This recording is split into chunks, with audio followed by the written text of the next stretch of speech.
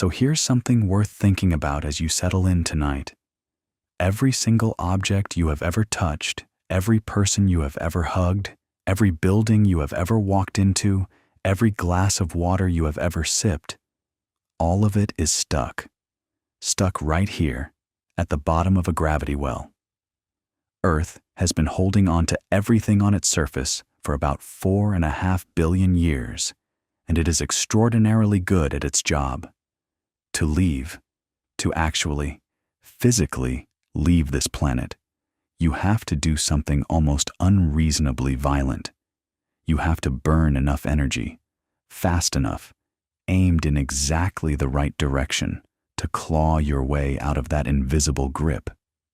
And the fact that humans figured out how to do that, starting from basically nothing, starting from watching fireworks and wondering what would happen if you made them bigger, that story is one of the most fascinating things I know. So, let's talk about it. Slowly, from the beginning. And if you drift off, somewhere along the way, that's perfectly fine. The rockets will still be here. Let's start with the most basic question, the one that sounds almost too simple, but turns out to be the key to everything. How does a rocket actually move? Because it's not what most people think. A lot of people picture a rocket sort of pushing against the air beneath it, like the exhaust is shoving against the ground or the atmosphere. And that's what lifts the thing up. But that's not it at all. If that were how rockets worked, they'd stop working the moment they left the atmosphere, and obviously they don't. Rockets work in the vacuum of space just fine. Better, actually.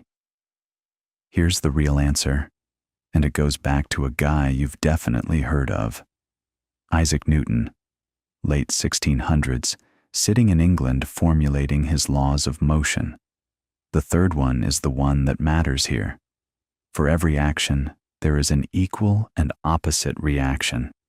You've heard that phrase 1,000 times, probably since middle school, and it might have lost its punch by now. But think about what it actually means in the context of a rocket. A rocket engine takes propellant, some kind of fuel and usually an oxidizer, and it burns that propellant at tremendous temperatures inside a combustion chamber. That burning creates hot gas, and that hot gas expands and gets pushed out the back of the engine through a nozzle at incredible speed. That's the action.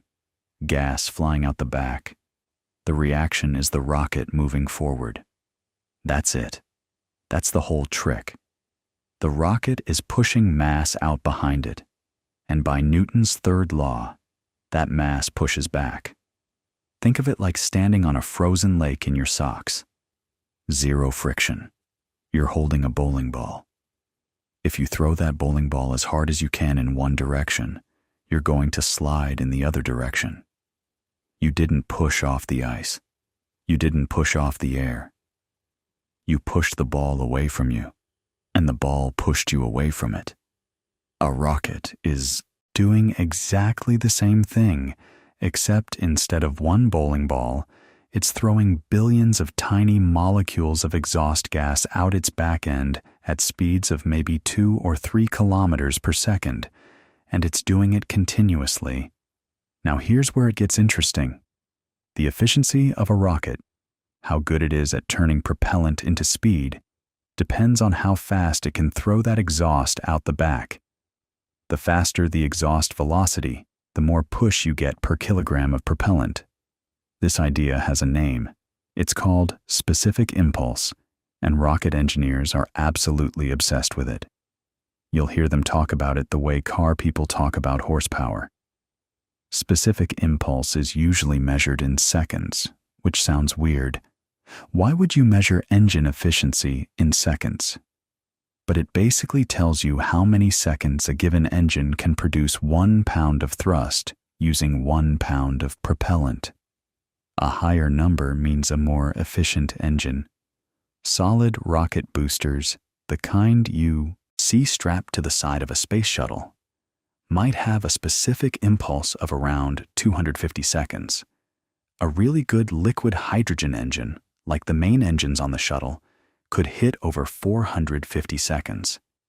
That difference matters enormously, and we'll come back to why. But before we get deeper into the engineering, let me take you back in time.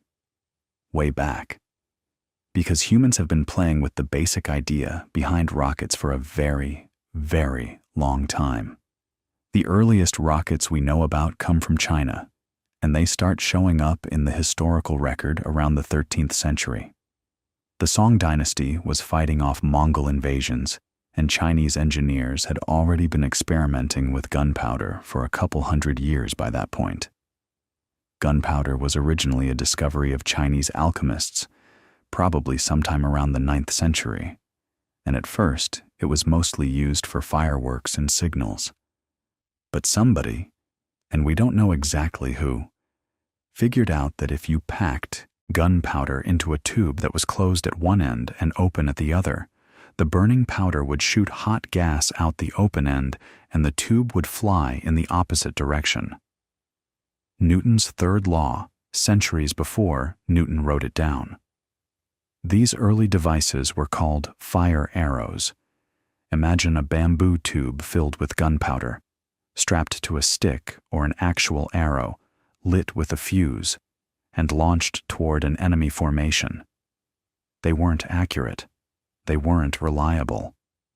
Half the time they probably spun out of control or exploded on the launch pad, which in this case was just some poor soldier holding a stick. But they were terrifying, and in medieval warfare, terror was a weapon in itself.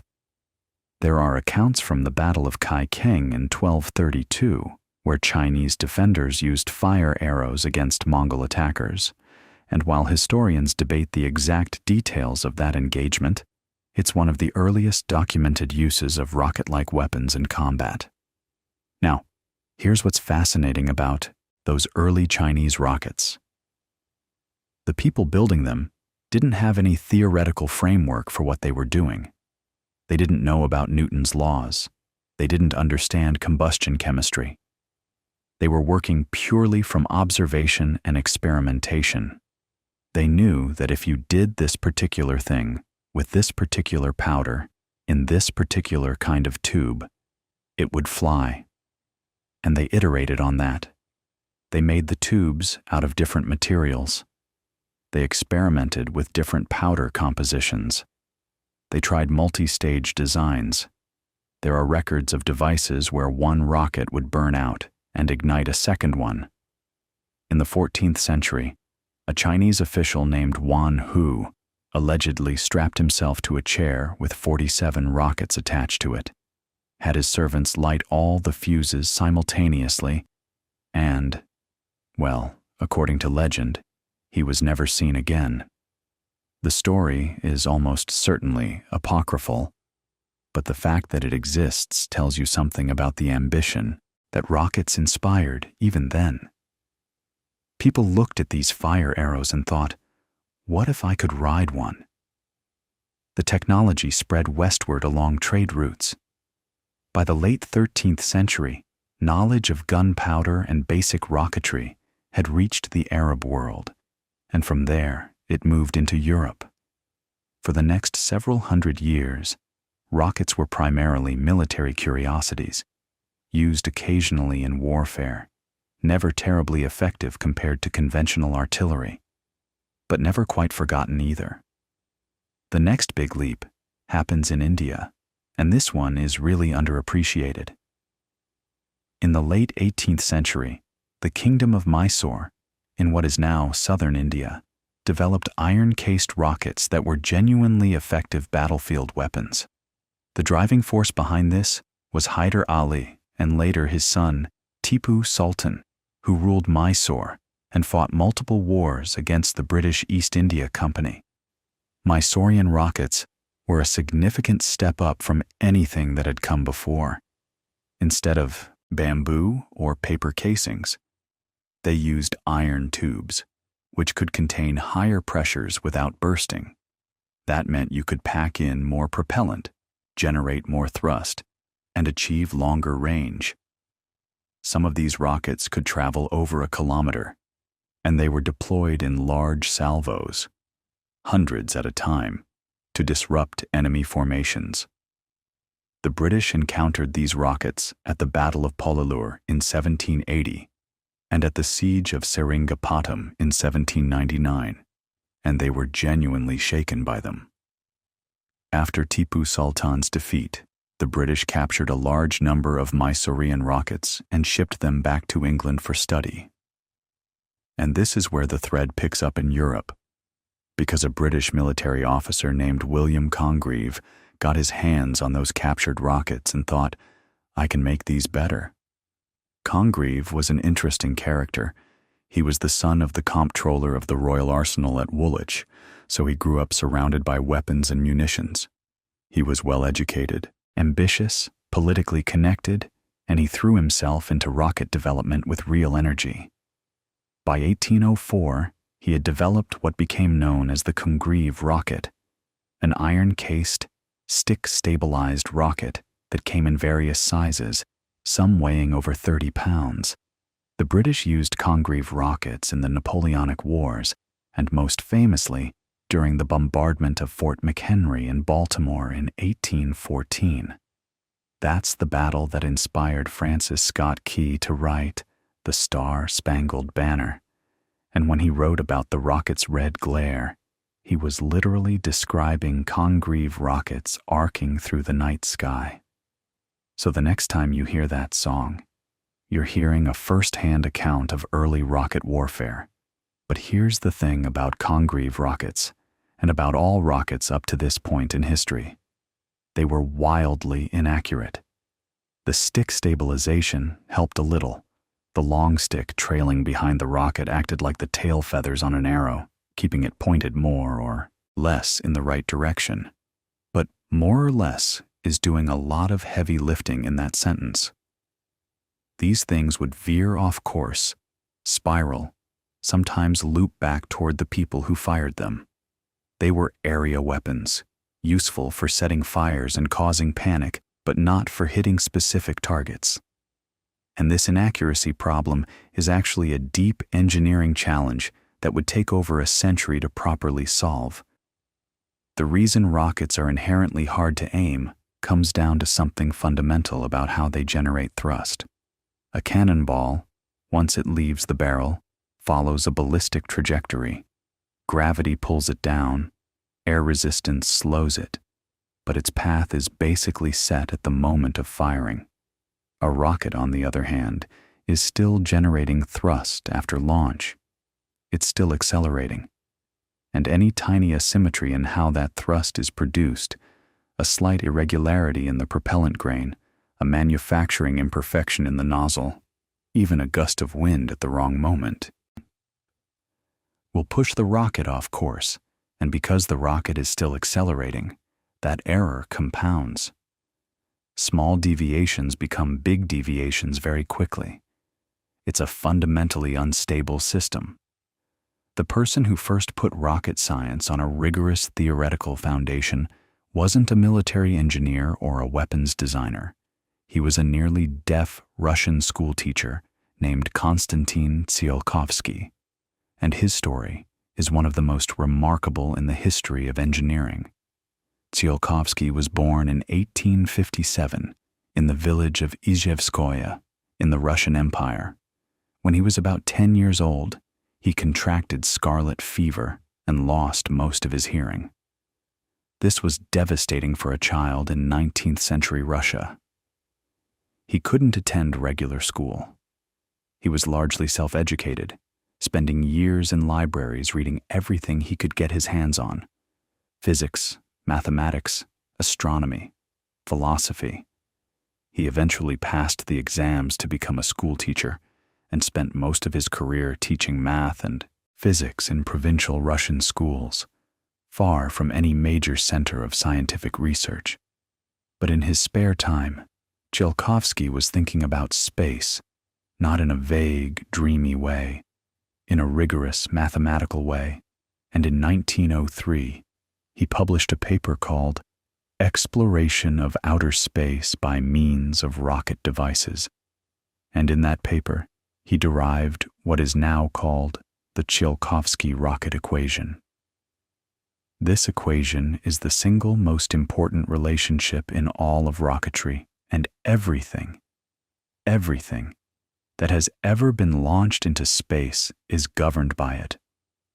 So let's talk about what it says, because it's actually beautifully simple once you see it. The rocket equation tells you how much speed a rocket can gain.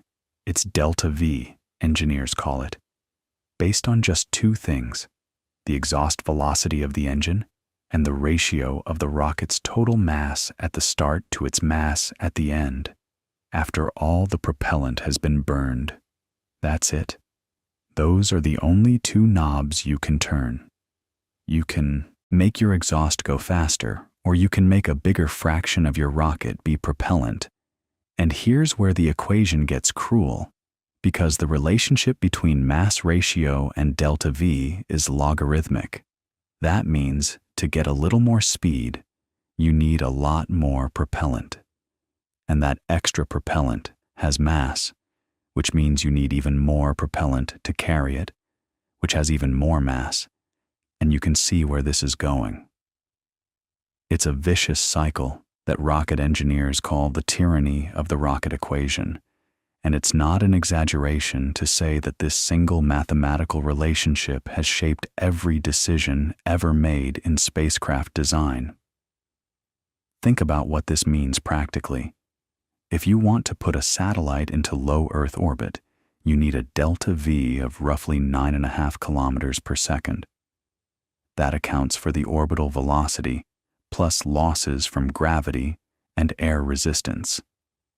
For a typical chemical rocket with an exhaust velocity of maybe 3 kilometers per second, the rocket equation tells you that your mass ratio needs to be about 20-to-1. That means for every kilogram of payload you want in orbit, you need about 19 kilograms of propellant and structure that gets thrown away along the way. 95% of what sits on the launch pad is stuff that will never reach orbit. That is the fundamental reason rockets are so big and so expensive, and Tsiolkovsky understood this over 120 years ago, sitting in a small Russian town, working it out with pen and paper. He also proposed the solution, by the way. He's the one who first described the idea of staging, building a rocket in sections and throwing away each section as its propellant is used up. Because the rocket equation cares about your mass ratio, and if you can dump the empty tanks and engines of your first stage before lighting the second stage, you're starting that second burn with a much more favorable ratio. It's like running a race while carrying heavy water bottles and being allowed to drop each one as you drain it. Staging doesn't cheat the rocket equation. Nothing cheats the rocket equation. But it works within its rules in the most efficient way possible. And virtually every orbital rocket ever built has used staging, from the Saturn V that carried astronauts to the moon to the Falcon 9 that launches satellites today.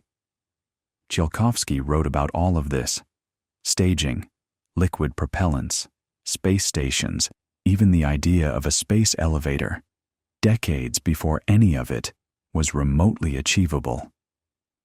He died in 1935, having never built a rocket himself, but having laid the theoretical groundwork for everything that followed.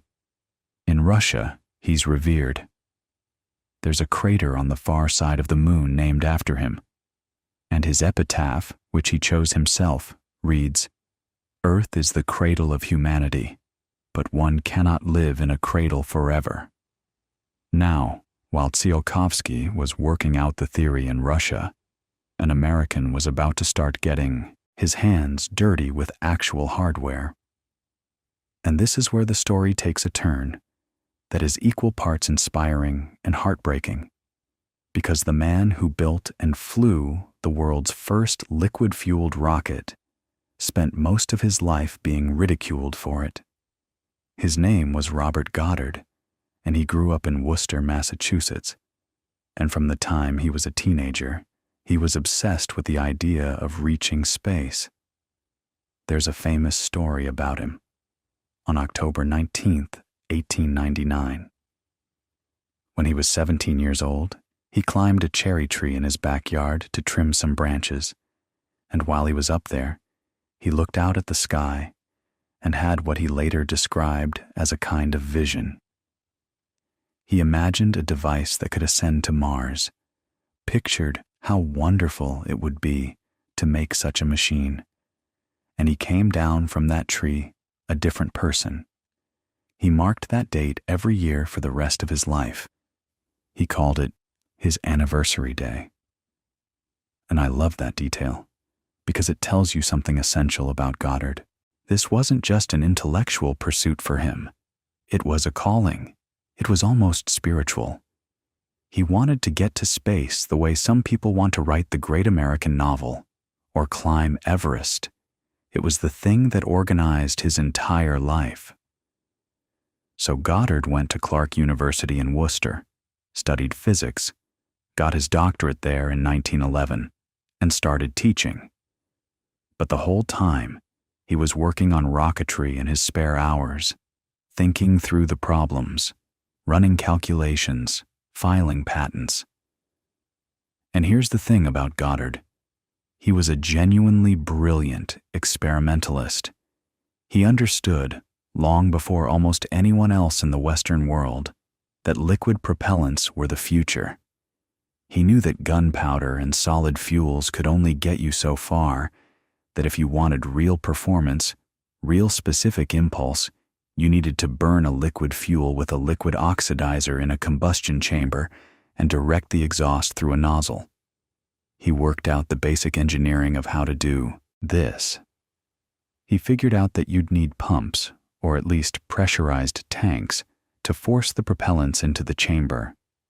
He understood the importance of nozzle design, specifically the de Laval nozzle, that converging-diverging shape we talked about with Tsiolkovsky's work, where the exhaust gas accelerates to supersonic speeds as it passes through the throat and expands in the bell section. In 1919, Goddard published a paper through the Smithsonian Institution called A Method of Reaching Extreme Altitudes, and this paper was remarkable.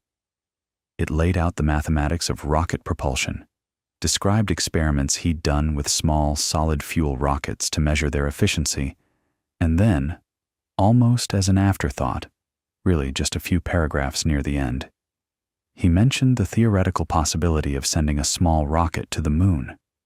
He even suggested you could confirm it arrived by having it carry a charge of flash powder that would detonate on impact, creating a flash visible through telescopes from Earth.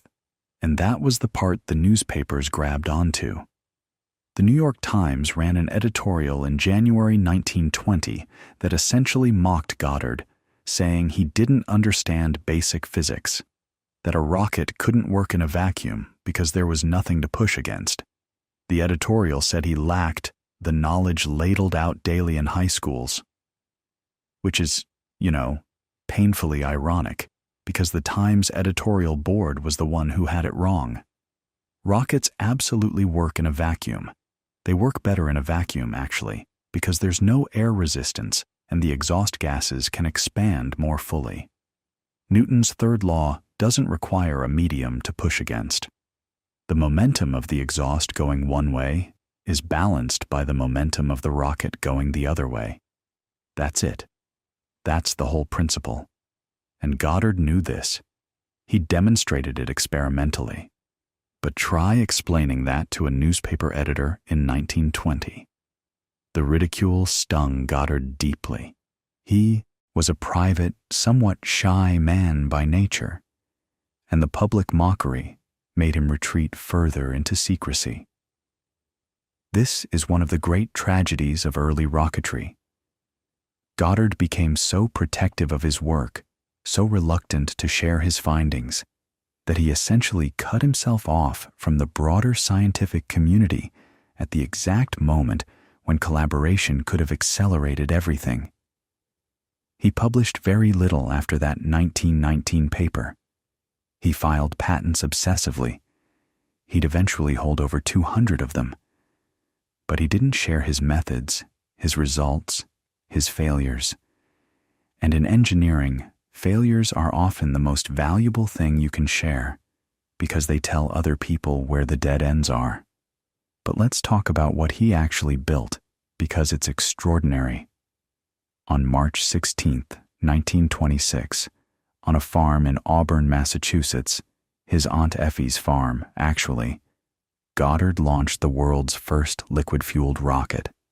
The rocket was small, about 10 feet tall, and it looked almost comically spindly, like something you might build in a garage, which essentially he had.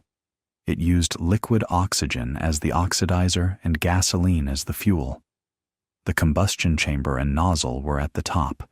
He'd placed them there thinking it would be more stable, like balancing a broomstick on your palm, though he later realized that was wrong and moved them to the bottom. The flight lasted about 2.5 seconds. The rocket reached an altitude of maybe 41 feet and landed in a cabbage patch about 184 feet away.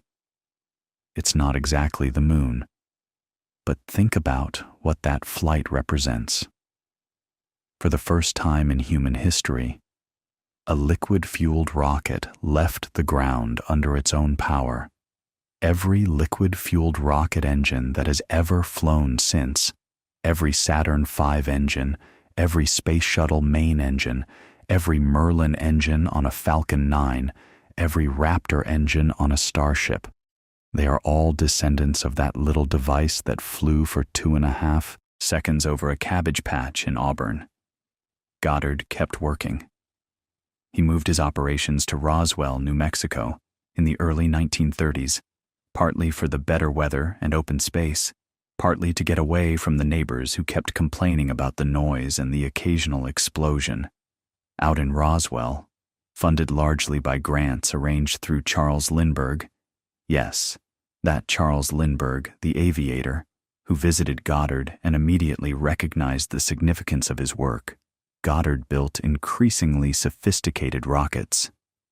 He developed gyroscopic stabilization systems, vane-based thrust vector control, fuel pumps driven by the rocket's own propellant gases, and regenerative cooling, where you route the cold fuel through channels in the combustion chamber walls before injecting it, so the fuel absorbs heat that would otherwise melt the chamber.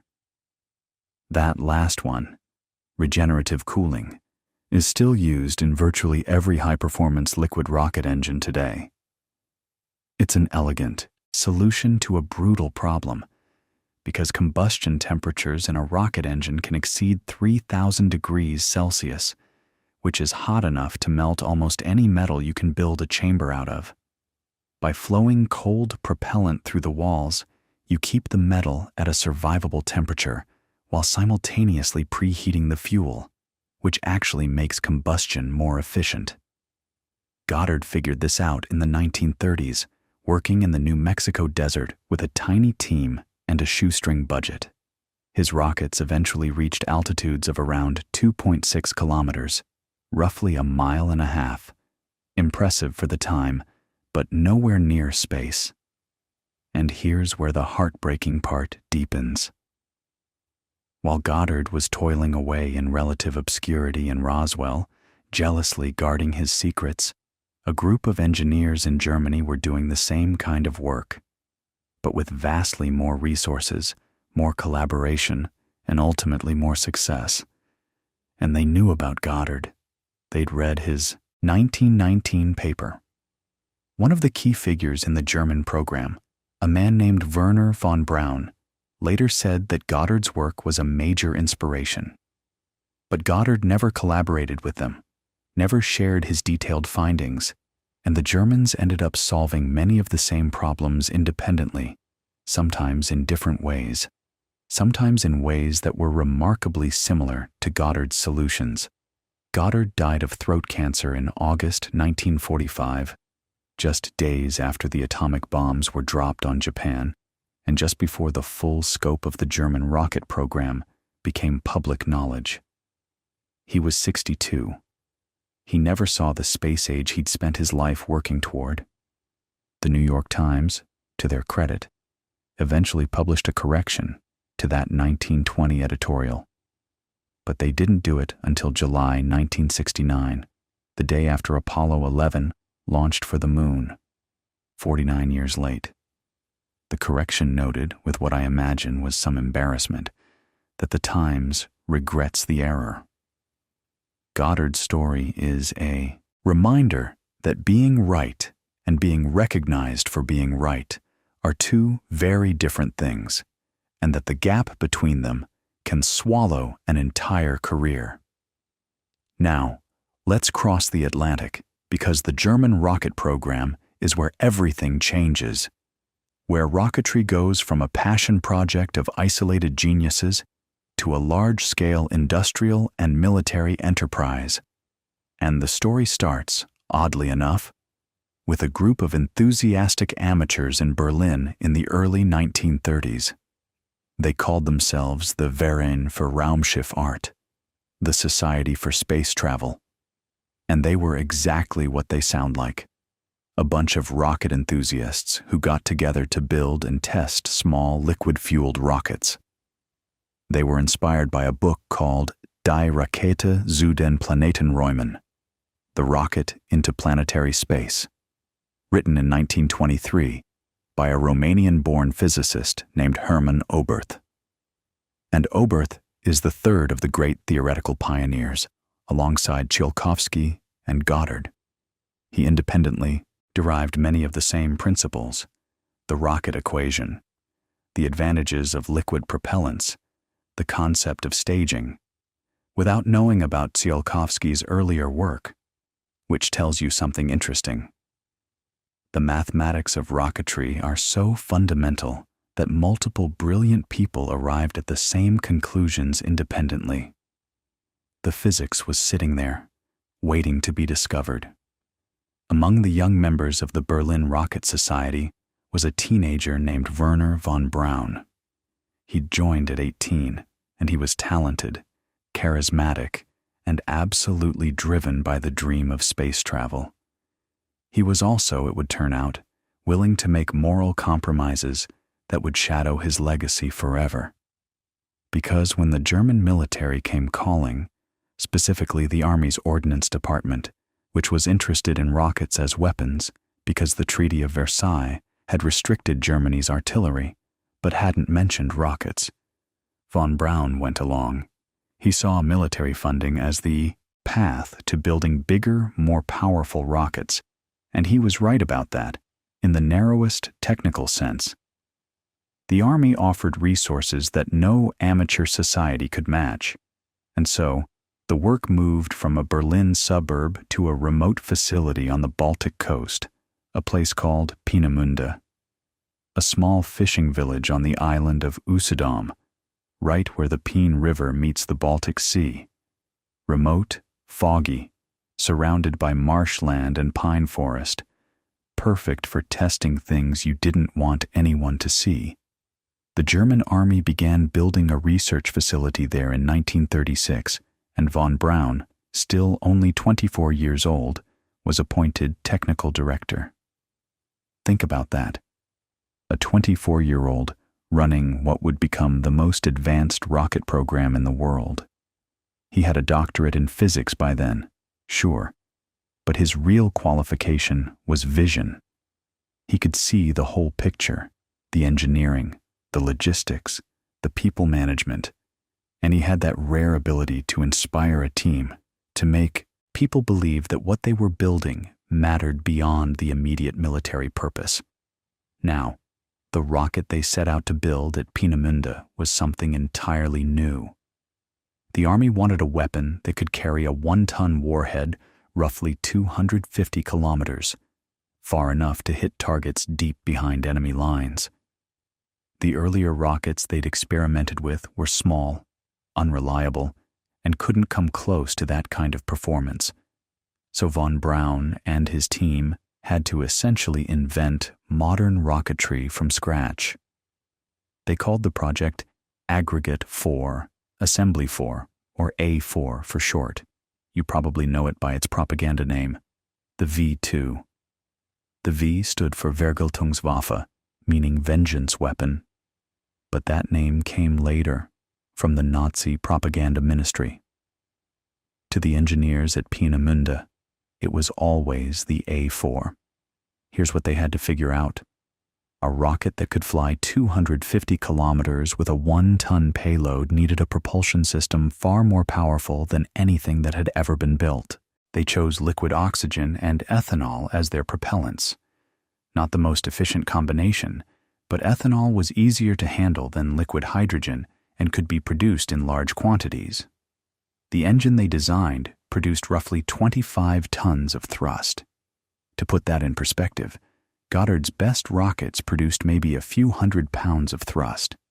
The A4 engine was operating at a completely different scale, and scaling up a rocket engine is not just a matter of making everything bigger. This is one of those things that sounds simple, but is actually fiendishly difficult. When you increase the size of a combustion chamber, the physics changes. You get combustion instabilities. Pressure waves bouncing around inside the chamber that can tear the engine apart in milliseconds. You need much more propellant flowing much faster, which means you need turbo pumps powerful enough to force hundreds of liters per second into the combustion chamber against the enormous back pressure of the burning gases. Goddard had built small fuel pumps for his rockets, but what the Peenemünde team needed was something far beyond that. They developed a turbo pump driven by a steam generator that used hydrogen peroxide and sodium permanganate as a catalyst. The hydrogen peroxide would decompose into superheated steam. That steam would spin a turbine, and the turbine would drive the pumps that fed both the liquid oxygen and the ethanol into the combustion chamber. It was an elegant solution, and variations of this approach, using a separate power source to drive the turbo pumps, are still used in rocket engines today. They also had to solve the cooling problem, and here they took a page from Goddard's book, though they may not have known it directly. The A4 used regenerative cooling. The ethanol fuel was routed through a jacket around the combustion chamber and nozzle before being injected and burned. So the fuel itself absorbed the heat that would otherwise melt the engine. It's a beautiful piece of engineering logic. You're using something you already need to carry anyway, the fuel, to solve a completely separate problem. Thermal management. No extra weight, no separate cooling system, just clever plumbing. But here's the thing that really set the A4 apart from everything that came before. Guidance. A rocket that can't hit its target is just an expensive firework. The A4 used a gyroscopic guidance system, spinning gyroscopes that maintained a reference orientation, and accelerometers that measured the rocket's velocity. An analog computer on board compared the actual trajectory to the desired one and adjusted graphite vanes in the exhaust stream to steer the rocket. Those graphite vanes are worth pausing on. They sat right in the supersonic exhaust flow, deflecting it slightly to change the rocket's direction. It's a crude approach by modern standards. The vanes absorbed energy from the exhaust and reduced efficiency. But it worked. And it was a direct descendant of the thrust vector control concept that Goddard had patented years earlier, though the Peenemünde team developed their version independently. The first successful A4 flight happened on October 3, 1942. The rocket climbed to an altitude of about 84 kilometers, the edge of space essentially, and traveled roughly 190 kilometers downrange. Walter Dornberger, the Army general overseeing the program, reportedly said something like, "Today, the spaceship was born."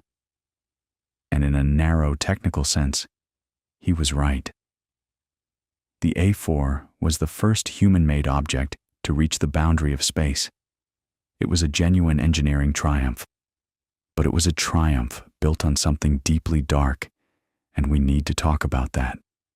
The production of the V2 was moved to an underground factory called the Mittelwerk, carved into the Harz Mountains in central Germany. and the labor force was enslaved concentration camp prisoners from a camp called Mittelbau Dora. The conditions were beyond horrific. Prisoners worked in tunnels with no ventilation, little food, and brutal treatment by SS guards.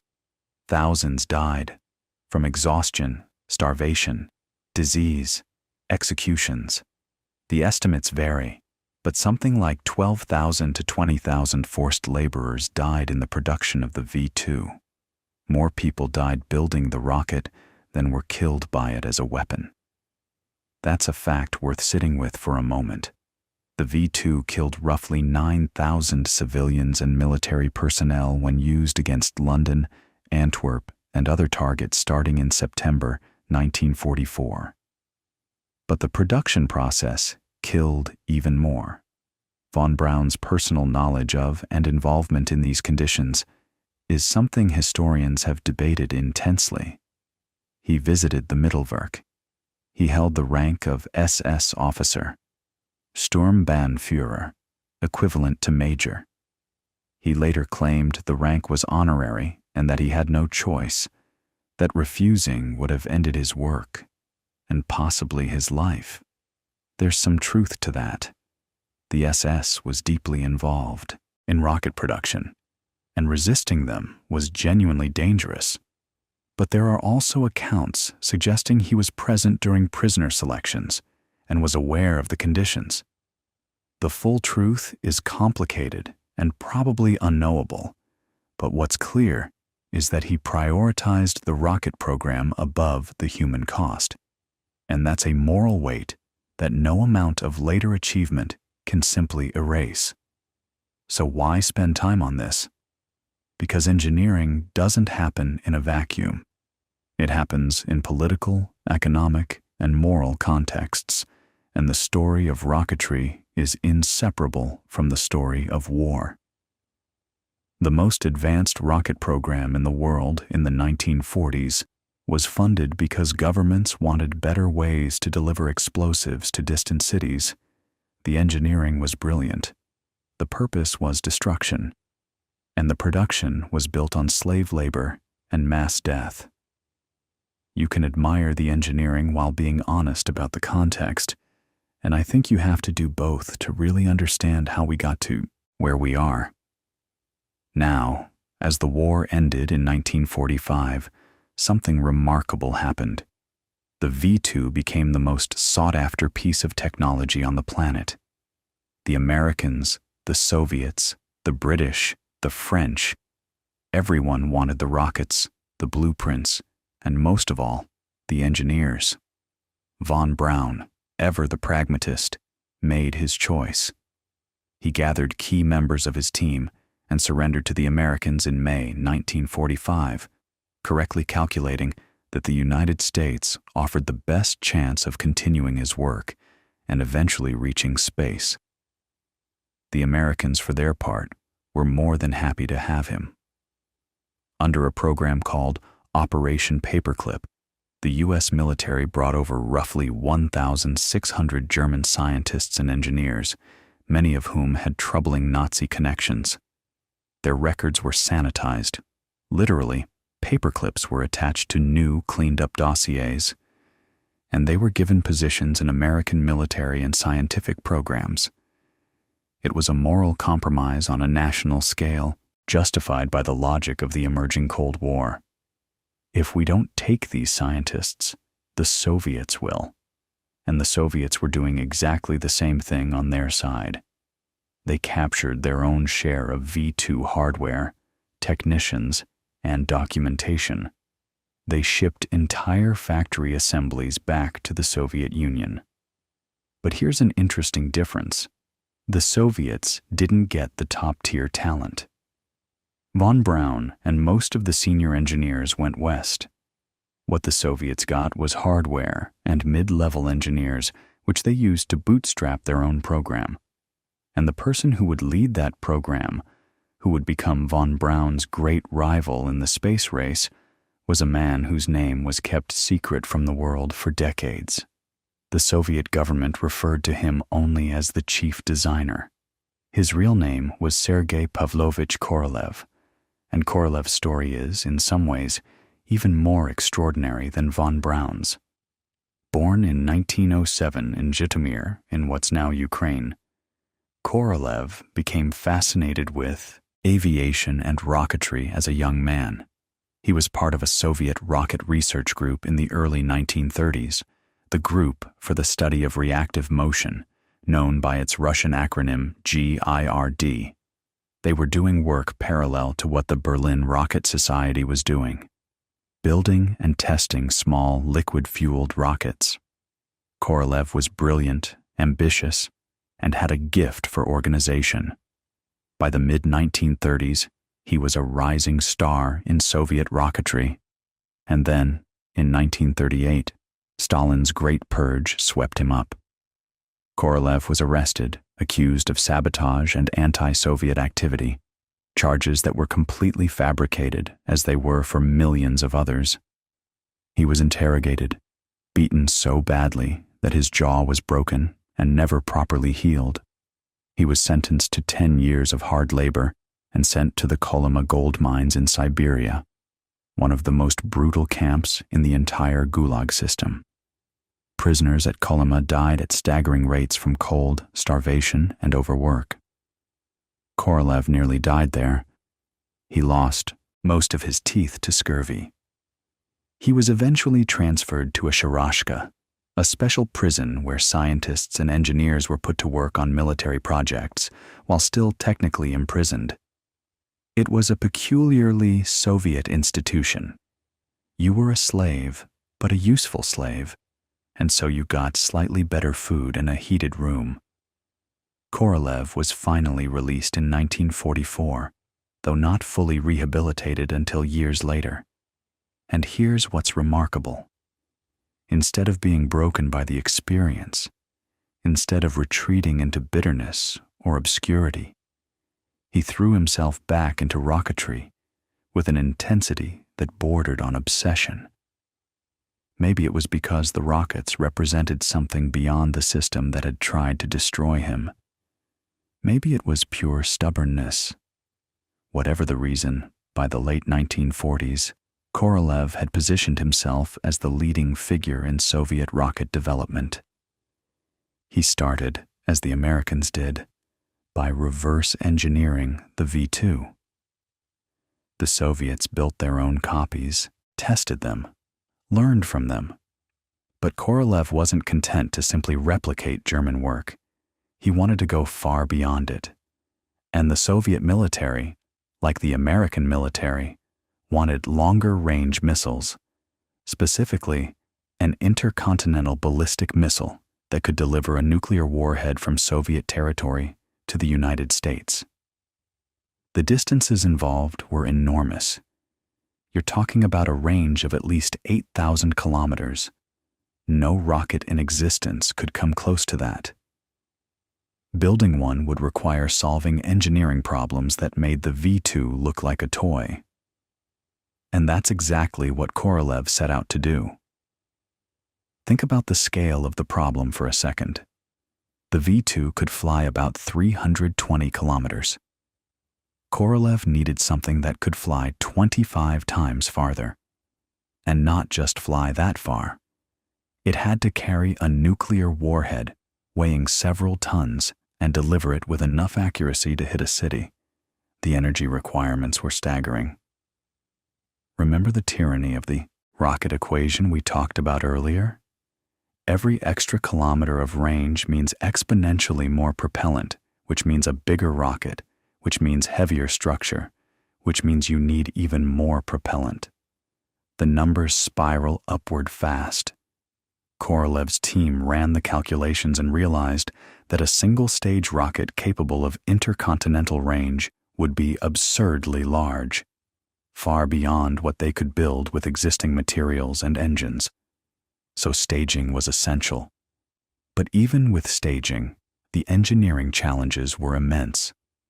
The rocket Korolev designed was called the R-7, and it remains one of the most consequential machines ever built. Work began in earnest in the early 1950s, and the design Korolev's team arrived at was unlike anything that had come before. Here's how it worked.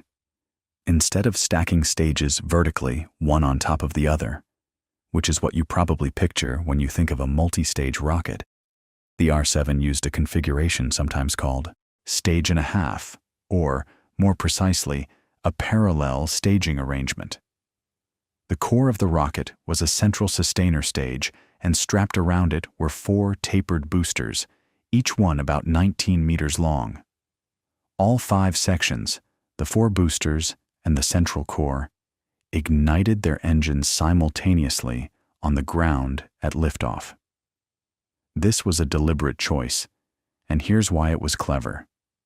One of the hardest problems in rocketry is igniting an engine in flight, in the vacuum or near vacuum of high altitude, while the rocket is already moving and vibrating and experiencing enormous aerodynamic forces.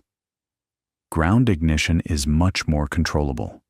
You can verify that all engines are running properly before you release the hold-down clamps. If something looks wrong, you shut everything down and nobody gets hurt.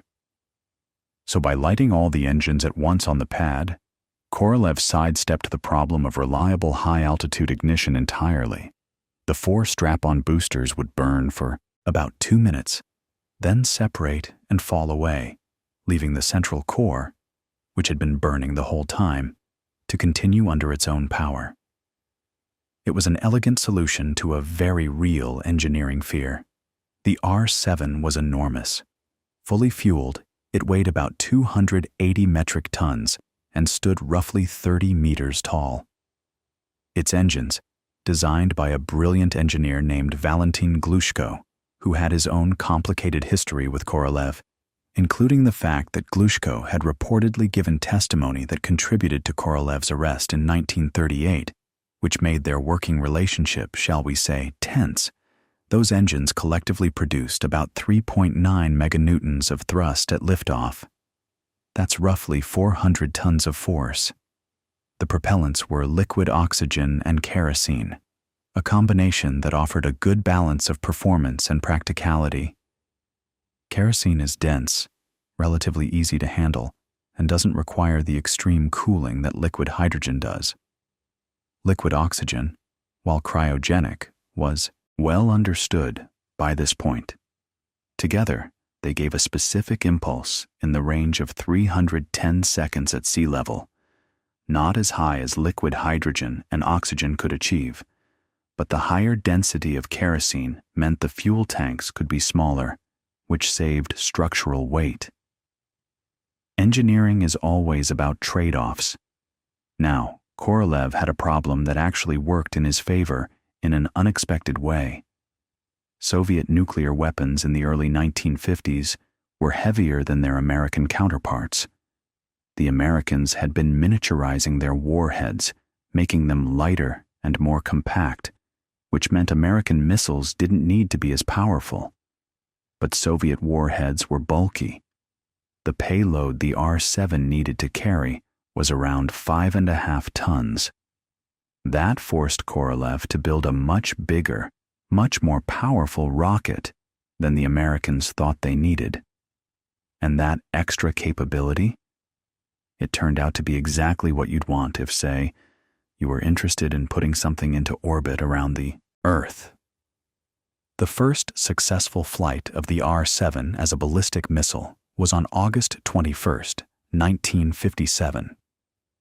It flew from the Baikonur Cosmodrome in Kazakhstan, a launch site so remote and desolate that it was chosen partly because failed rockets could crash into empty steppe without killing anyone. The missile traveled over 6,000 kilometers and hit its target area. It worked. The Soviet Union had an intercontinental ballistic missile, but Korolev was already thinking about something else entirely. He had been lobbying the Soviet leadership for permission to use the R7 to launch an artificial satellite.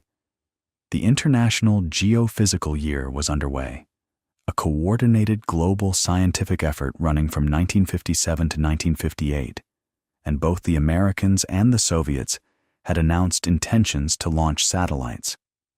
The Americans were working on Project Vanguard, a program that was proceeding carefully, methodically, and slowly.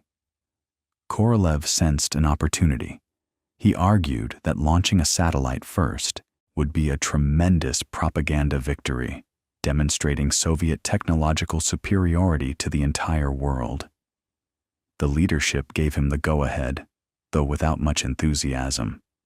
They didn't fully grasp what it would mean. On October 4th, 1957, a modified R-7 launched from Baikonur, carrying a small aluminum sphere about 58 centimeters in diameter, weighing just 83.6 kilograms.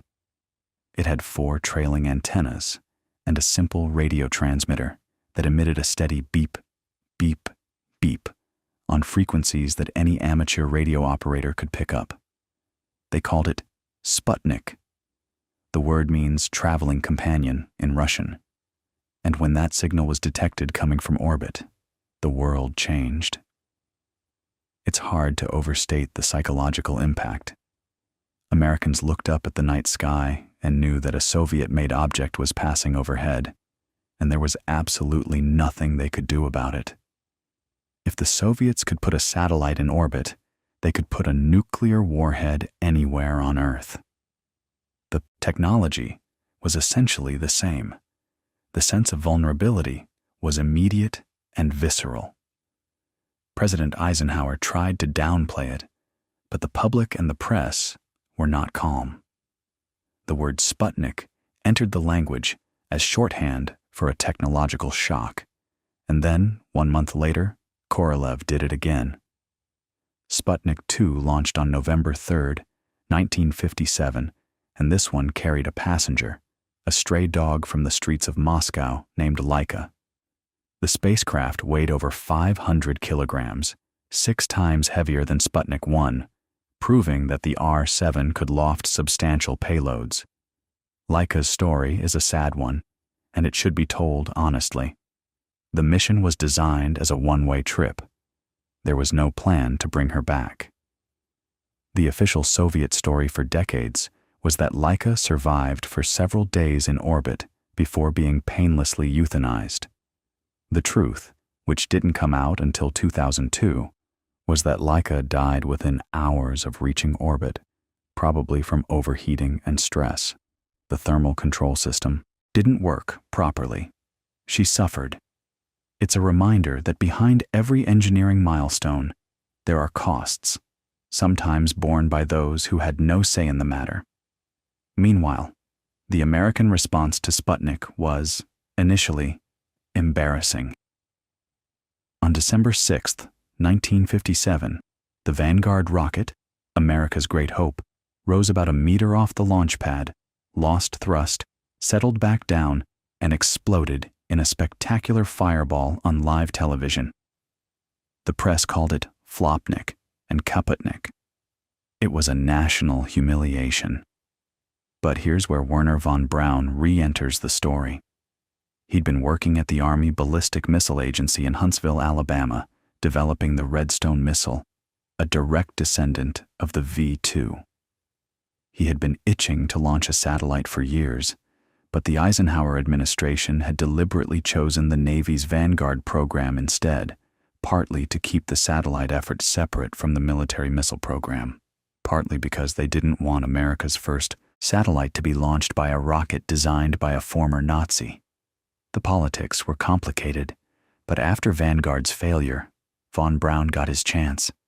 His team worked furiously, and on January 31st, 1958, a Jupiter C rocket, essentially a modified Redstone with solid fuel upper stages, successfully launched Explorer 1 into orbit. America was in space, and Explorer 1 actually made a genuine scientific discovery. It carried a Geiger counter designed by James Van Allen of the University of Iowa, and the instrument detected belts of intense radiation trapped by Earth's magnetic field, what we now call the Van Allen radiation belts. So America's first satellite wasn't just a political statement. It was real science. That mattered. But Korolev wasn't done. Not even close. The space race was now fully underway, and the stakes were climbing with every launch. Korolev operated under conditions that seem almost unbelievable. His identity was a state secret. The Soviet government referred to him only as the chief designer. No one outside a small circle knew his name. He couldn't receive public credit for his achievements. He couldn't publish papers or give interviews. When the Nobel Committee reportedly inquired about awarding a prize for Sputnik, Khrushchev supposedly replied that the achievement belonged to the entire Soviet people, not any individual. Korolev labored in anonymity while building the most ambitious space program in history, and the pace he maintained was relentless. In September 1959, Luna 2 became the first human-made object to reach the surface of the moon. It was a deliberate impact, essentially crashing into the lunar surface at high speed, but it got there. A month later, Luna 3 swung around the far side of the moon and took the first photographs of the side no human had ever seen. These were genuine firsts, each one a demonstration that the Soviets were ahead, that their rockets were more powerful, that their chief designer, whoever he was, knew what he was doing. And then Korolev turned his attention to the challenge that would define the early space race more than any other, putting a human being into orbit and bringing them back alive. This was a fundamentally different problem from launching a satellite or crashing a probe into the moon. A satellite doesn't care about temperature or air pressure or radiation. A human does. You need a pressurized cabin. You need a life support system that provides oxygen, removes carbon dioxide, and controls temperature and humidity. You need a heat shield that can survive the inferno of atmospheric re-entry. And here's where the engineering gets really interesting, because re-entry is arguably the single most violent thing a spacecraft has to endure. When you come back from orbital velocity, you're moving at roughly 7.8 kilometers per second. That's about 28,000 kilometers per hour. As you hit the upper atmosphere, the air in front of the spacecraft can't get out of the way fast enough, so it compresses violently, and that compression heats it to temperatures that can exceed 1,600 degrees Celsius. The spacecraft doesn't really experience friction with the air in the way you might think. It's more like the air itself becomes a superheated plasma that surrounds the vehicle. You need a material on the front of your spacecraft that can absorb or deflect that heat without letting it reach the person inside. The approach the Soviets used, and the Americans too, was an ablative heat shield, a material designed to slowly burn away, carrying the heat with it as it vaporizes. It's a beautiful concept when you think about it. You're deliberately sacrificing the outer layer of your spacecraft to protect what's inside. The shield gets destroyed, so the astronaut doesn't. Layer by layer, molecule by molecule, the shield chars and ablates and carries that ferocious energy away into the slipstream, and the person sitting behind it stays alive. It's one of those engineering solutions that sounds almost too simple, until you realize how precisely you have to get the material composition right, how carefully you have to calculate the thickness, how much testing goes into making sure that shield doesn't crack or delaminate or burn through unevenly. Because if it does, even in one small spot, the superheated plasma finds a way in, and then everything is over very quickly. So Korolev and his team had to solve all of this: the heat shield, the life support, the re-entry trajectory, and they had to do it before the Americans did. And here's the thing about the spacecraft they came up with. The Vostok, which means east in Russian, was an elegantly simple design, and that simplicity was deliberate. Korolev understood something fundamental about engineering under pressure. The more complex you make a system, the more ways it can fail. so he kept it as straightforward as he possibly could. The Vostok spacecraft had two main sections. The top part was the re-entry module, a sphere about 2.3 meters in diameter. And the choice of a sphere is worth pausing on because it tells you a lot about how Korolev thought. A sphere is the most forgiving shape for re-entry. It doesn't matter which direction it's facing when it hits the atmosphere. Every orientation presents the same profile to the oncoming air. You don't need a complex guidance system to keep it pointed the right way. It's going to experience roughly the same heating and the same aerodynamic forces no matter how it tumbles. Compare that to the American approach, which we'll get to, where the Mercury capsule was a cone shape, more aerodynamically efficient, but it absolutely had to be oriented correctly, with the heat shield facing forward, or the astronaut would die. Korolev's sphere was a hedge against uncertainty. If the attitude control system failed, if the cosmonaut was unconscious, if something went wrong with the orientation, the sphere would still survive re-entry. That's not a lack of sophistication. That's a deep understanding of risk.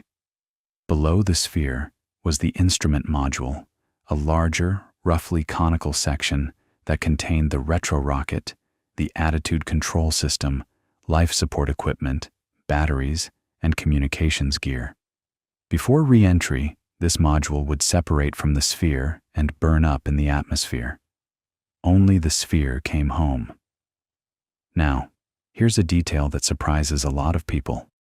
The cosmonaut didn't actually land inside the Vostok capsule. The plan, and this is what they did on every Vostok mission, was for the cosmonaut to eject from the capsule at about 7 kilometers altitude and parachute down separately, while the capsule descended on its own parachute.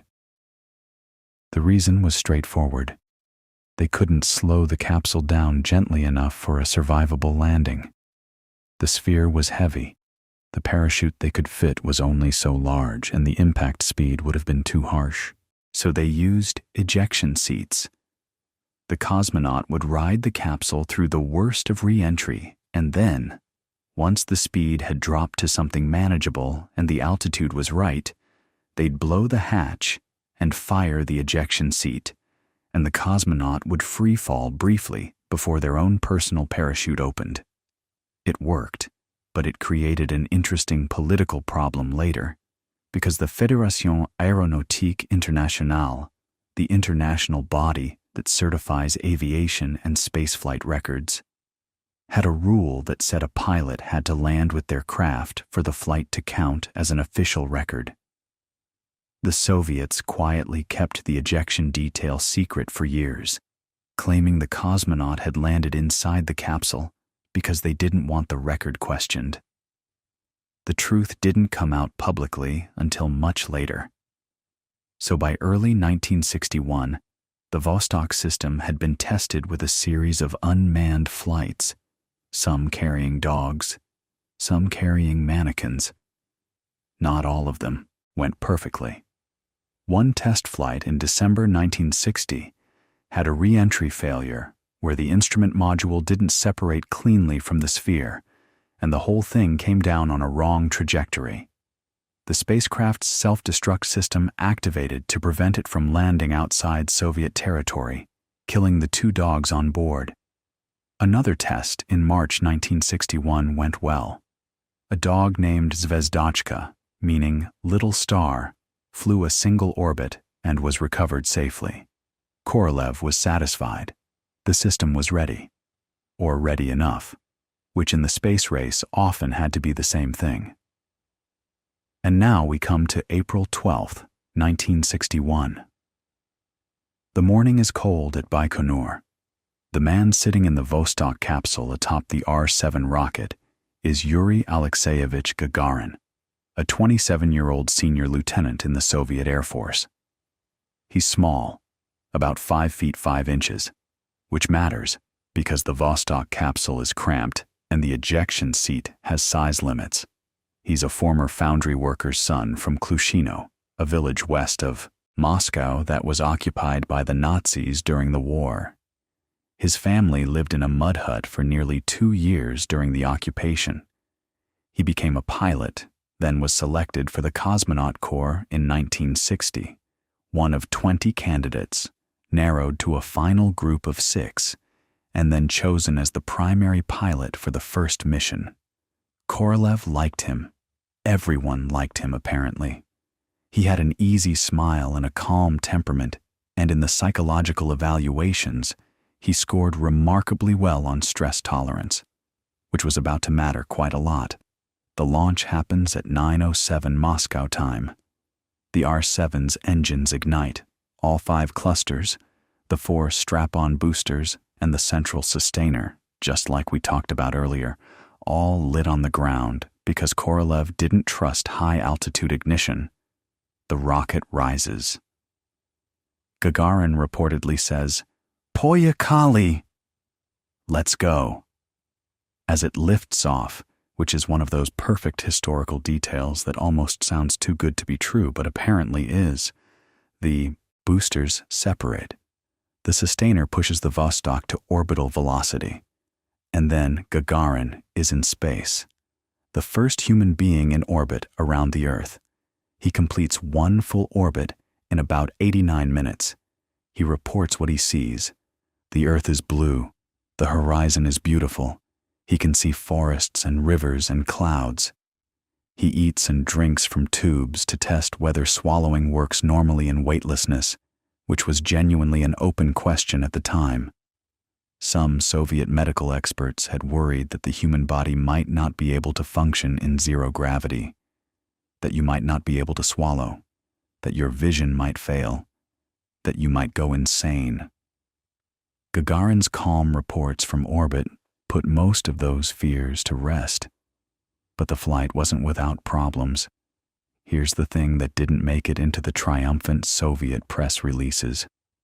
When the retro rocket fired to begin re-entry, the instrument module was supposed to separate cleanly from the re-entry sphere.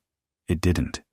A bundle of wires connecting the 2 modules failed to release, and for about 10 agonizing minutes, the 2 sections remained tethered together, tumbling through the upper atmosphere in a configuration that was never intended. The asymmetric shape meant uneven heating, unpredictable aerodynamics, and a spinning motion that subjected Gagarin to significant G-forces. He later reported that the tumbling was violent enough to be alarming. Eventually, and this is where the engineering margin saved him, the connecting wires burned through from the heat of re-entry itself. The instrument module broke free. The sphere righted itself aerodynamically, the way Korolev's design guaranteed it would, and the ablative heat shield did its job. Gagarin survived because the sphere was forgiving and the heat shield had margin.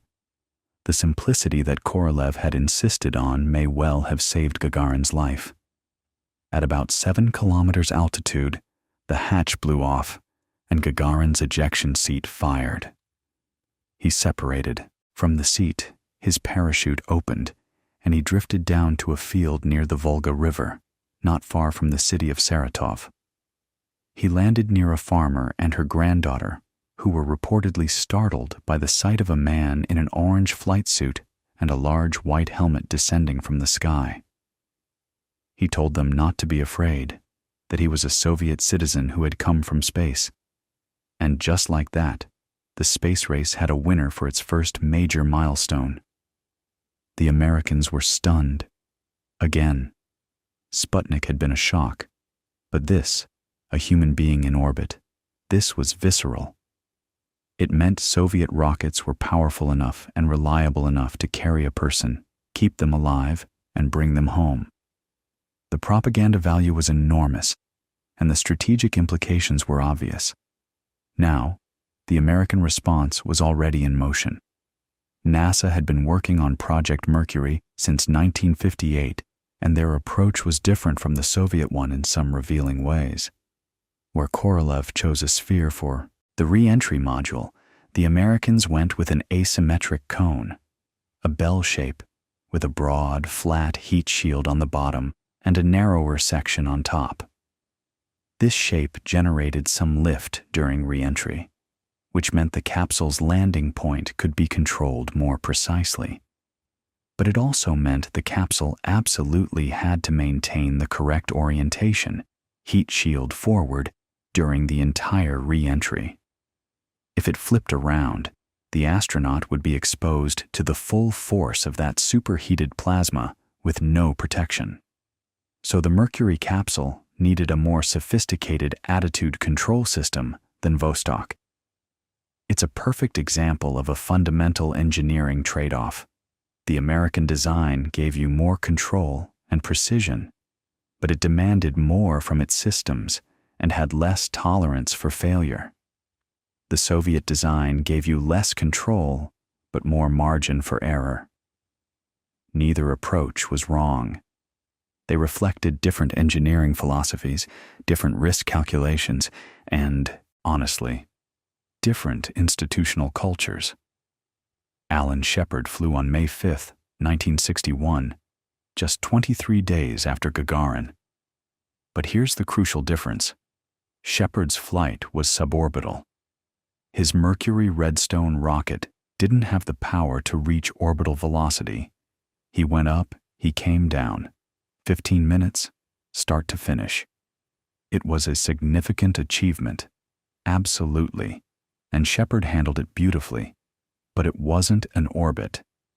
The Americans wouldn't match Gagarin's orbital flight until John Glenn's mission on February 20, 1962, aboard Friendship 7, launched on an Atlas rocket.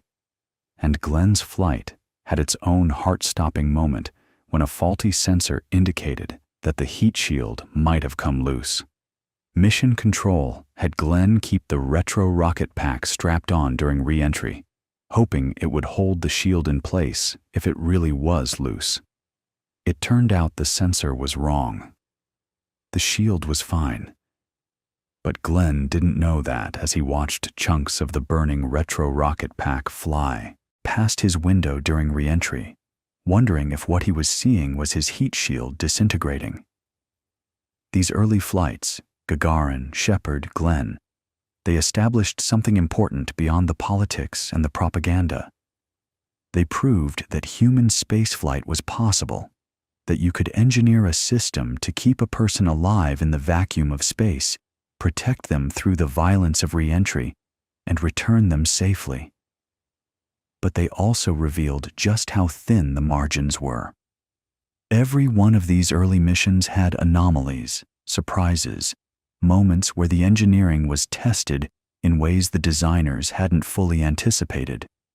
And that's a theme that would only intensify as both nations pushed toward more ambitious goals, because by the time Glenn was orbiting the Earth, the target had already shifted.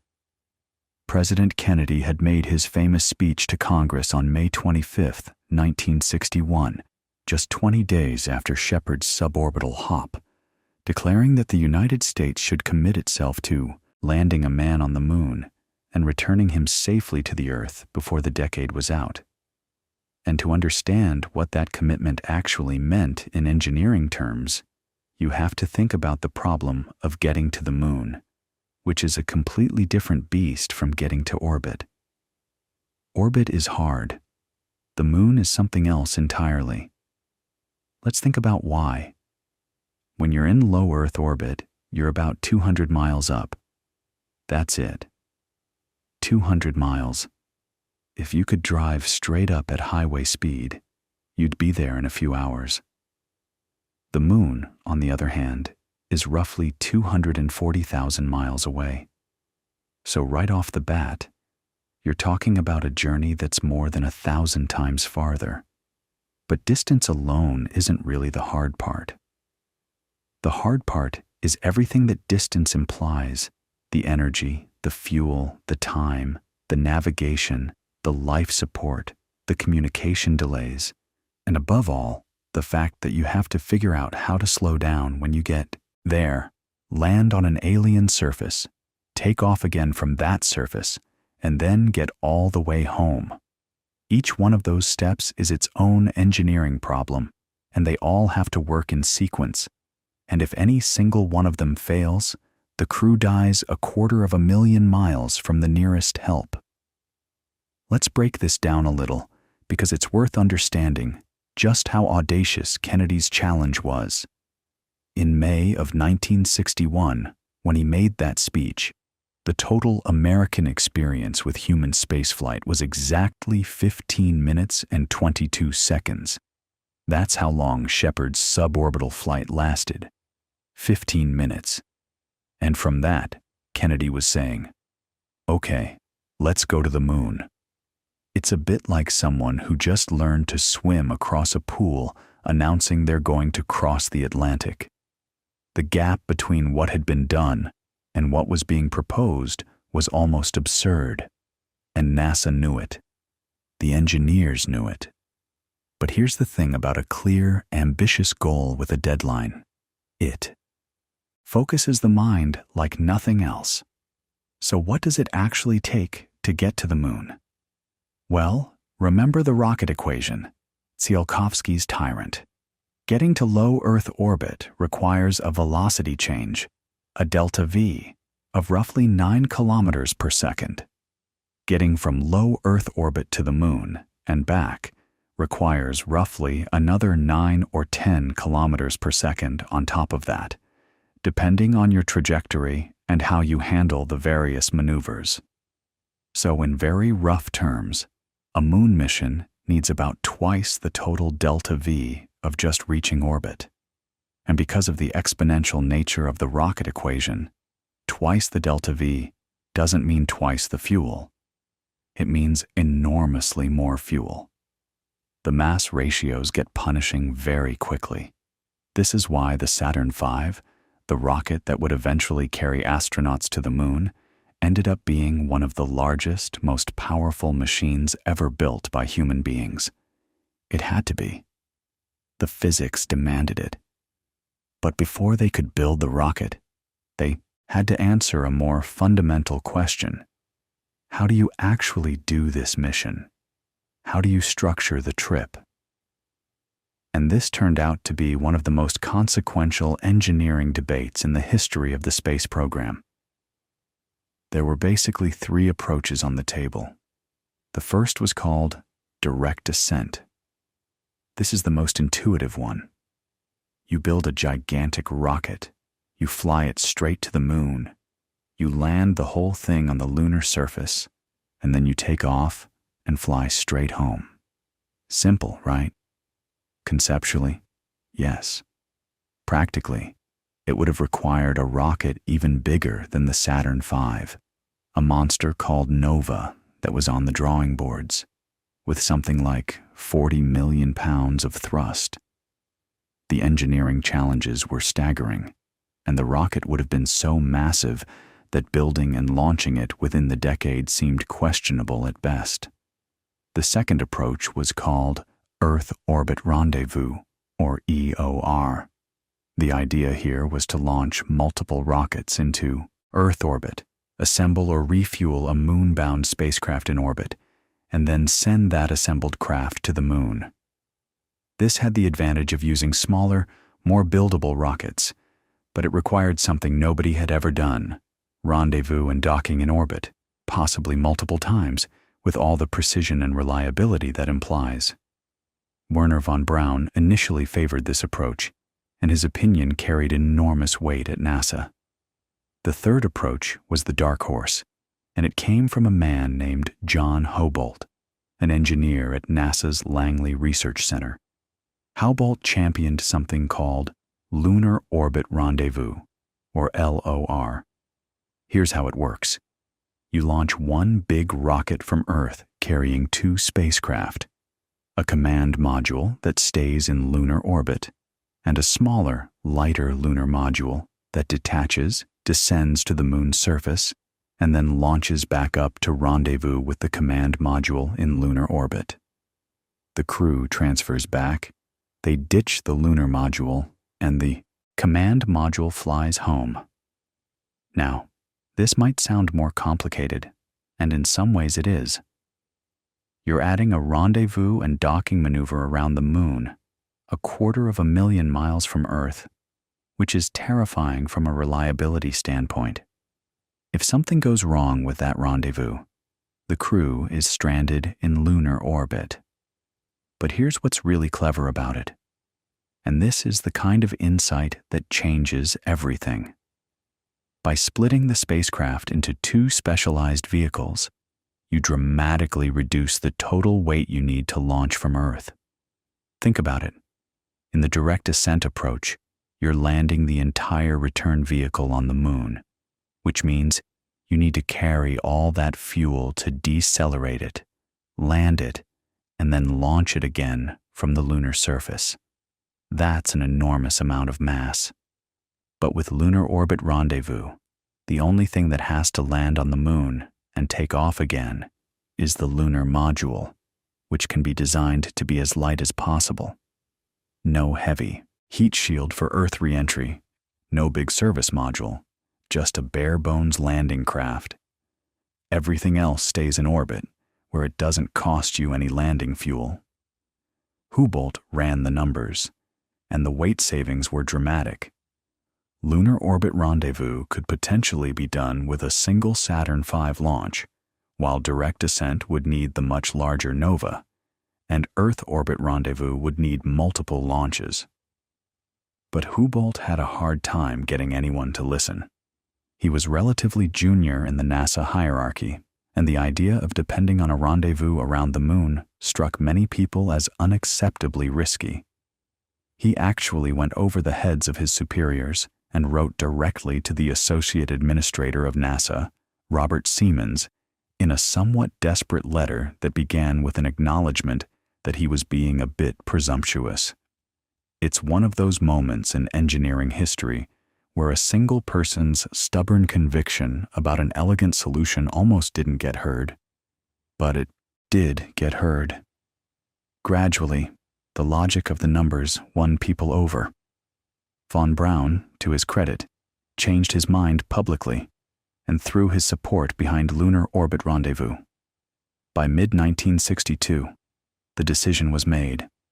LOR would be the architecture for Apollo.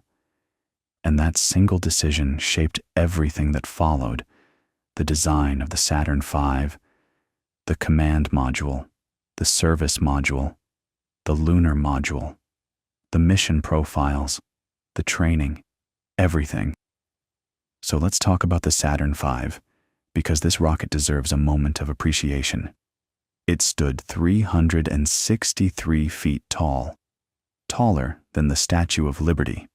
Fully fueled, it weighed about 6.5 million pounds. Its first stage, the SIC, was powered by 5 F1 engines, each one producing 1.5 million pounds of thrust, for a combined total of 7.5 million pounds. To this day, the F1 remains the most powerful single-chamber liquid-fueled rocket engine ever flown. Each one burned about 3 tons of kerosene and liquid oxygen per second. The noise at launch was so intense that it could be heard from miles away, and the acoustic energy was powerful enough to cause physical pain if you were too close. The first stage burned for about 2.5 minutes, accelerating the rocket to around 6,000 miles per hour before it was jettisoned. Then the second stage, the S2, took over. 5 J2 engines burning liquid hydrogen and liquid oxygen, a higher performance propellant combination. Liquid hydrogen is a nightmare to work with. It has to be kept at -423 degrees Fahrenheit. It leaks through the tiniest gaps because hydrogen molecules are so small and it's incredibly low density, meaning you need enormous tanks. But its specific impulse is significantly better than kerosene, which is why it was worth the trouble for the upper stages where every bit of efficiency counts more. The second stage burned for about 6 minutes, and then the third stage, the S4B, with a single J2 engine, finished the job of reaching orbit and then, after the crew had checked all their systems, reignited to perform the translunar injection burn. the push that sent the spacecraft out of Earth orbit and on its way to the moon. That translunar injection burn is a beautiful piece of orbital mechanics. You don't just point at the moon and fire your engines. The moon is a moving target. It's orbiting Earth at about 2,300 miles per hour. So you aim for where the moon will be 3 days from now, not where it is when you leave. The trajectory is a long, curving path, and if you get the initial burn right, the spacecraft essentially coasts most of the way, with only small mid-course corrections needed. The precision required is remarkable. A tiny error in the translunar injection burn gets magnified over 240,000 miles into a potentially fatal miss. And here's something that doesn't get talked about enough: the guidance computer that made all of this possible. The Apollo guidance computer, designed at MIT's Instrumentation Laboratory under the direction of a man named Charles Stark Draper, was a marvel of miniaturization for its era. It had about 74 kilobytes of memory and could perform roughly 40,000 operations per second. Your smartphone is millions of times more powerful. But this computer had to navigate to the moon, manage engine burns with split-second timing, and handle the incredibly complex mathematics of orbital rendezvous. The software was written by a team led by Margaret Hamilton, and it was designed with a priority-based system that could shed lower priority tasks if the computer got overloaded, a feature that would prove critical during the actual lunar landing.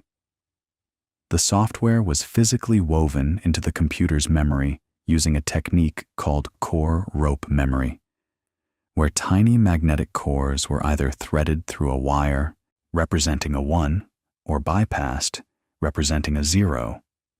It was literally woven by hand, mostly by women in a factory, and it was so labor-intensive that the programmers called it LOL memory, little old lady memory.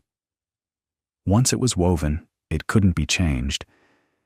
Every bit of code had to be right before it was committed to hardware. Think about that. You couldn't patch the software after launch. You couldn't upload a fix. Whatever was woven into those cores was what the astronauts had to work with, 250,000 miles from home. But getting to the moon was only half the problem. You also had to land on it, and that introduced a whole new set of engineering challenges that nobody had ever faced before. The lunar module, this spidery, fragile-looking craft that looks like it was built from tinfoil and spare parts, was actually one of the most ingeniously engineered vehicles ever created. It was built by Grumman, and its chief designer was Tom Kelly, who spent years fighting to keep the weight down, because every pound on the lunar module translated directly into fuel needed to land it and launch it again. They stripped out everything they could. The walls were so thin in places that a dropped screwdriver could punch through them. There were no seats. The astronauts stood, held in place by cables, because seats were too heavy. The windows were tiny triangular panes, tilted forward and down so the crew could see the landing site below them. The lunar module had 2 stages, a descent stage with a throttleable engine for the landing, and an ascent stage with its own engine for launching back up to lunar orbit. The descent engine had to be throttleable because the astronauts needed to control their rate of descent precisely, hovering and translating sideways to avoid boulders and craters as they approached the surface. This was the first throttleable rocket engine to fly in space, and getting it to work reliably across a wide range of thrust levels was a serious engineering achievement. And then there was the question of what the lunar surface was actually like. This might sound strange, but in the early 1960s, nobody was entirely sure whether the moon's surface was solid enough to land on. Some scientists, most notably Thomas Gold at Cornell, had theorized that the lunar surface might be covered in a deep layer of fine dust, so deep that a spacecraft could simply sink into it and disappear. Imagine spending billions of dollars and years of effort to fly to the moon, only to have your lander slowly swallow itself in powder. The Surveyor program, a series of unmanned landers that NASA sent to the moon starting in 1966, helped resolve this question. Surveyor 1 touched down successfully in June of 1966 and confirmed that the surface was firm enough to support a spacecraft. But even after Surveyor, there was residual anxiety. The lunar module's landing legs were designed with broad, flat footpads to spread the load, and the descent engine was supposed to shut off just before touchdown, triggered by a long probe dangling beneath the footpads so that the exhaust wouldn't dig a crater underneath the lander. All of these design decisions, all of these engineering solutions, they were converging toward a single moment, and before that moment could happen with humans aboard, NASA had to test the entire system piece by piece, mission by mission. That's what the Apollo program was, a carefully sequenced series of missions, each one testing something new, each one building confidence for the next. Apollo 7 tested the command module in Earth orbit. Apollo 8 in December of 1968 did something breathtaking. It sent a crew all the way to the moon, not to land, but to orbit it. Frank Borman, Jim Lovell, and Bill Anders became the first humans to leave Earth orbit, the first to see the far side of the moon with their own eyes, and the first to witness Earthrise, the sight of our planet rising over the lunar horizon, small and blue and impossibly fragile against the blackness. Anders took a photograph of that moment that became one of the most famous images in human history. Apollo 9 tested the lunar module in Earth orbit, including the rendezvous and docking that Hobart had championed. Apollo 10 was the full dress rehearsal. Everything except the actual landing. Tom Stafford and Gene Cernan took the lunar module down to within about 50,000 feet of the lunar surface, close enough to scout the landing site, and then fired the ascent engine to return to the command module. They came so close. And then, finally, it was time for Apollo 11, and the engineering of a decade was about to be put to the ultimate test in a way that would reveal just how narrow the margins really were. Because what happened during those final minutes of descent on July 20th, 1969, was not the smooth, rehearsed procedure that everyone had hoped for. It was something far messier, far more human, and far more extraordinary because of it. So picture the scene. It's July 20th, 1969. Neil Armstrong and Buzz Aldrin are in the lunar module, call sign Eagle, and they've just separated from the command module Columbia, where Michael Collins is orbiting alone. They fire the descent engine, and Eagle begins dropping toward the Sea of Tranquility. Everything is going by the checklist.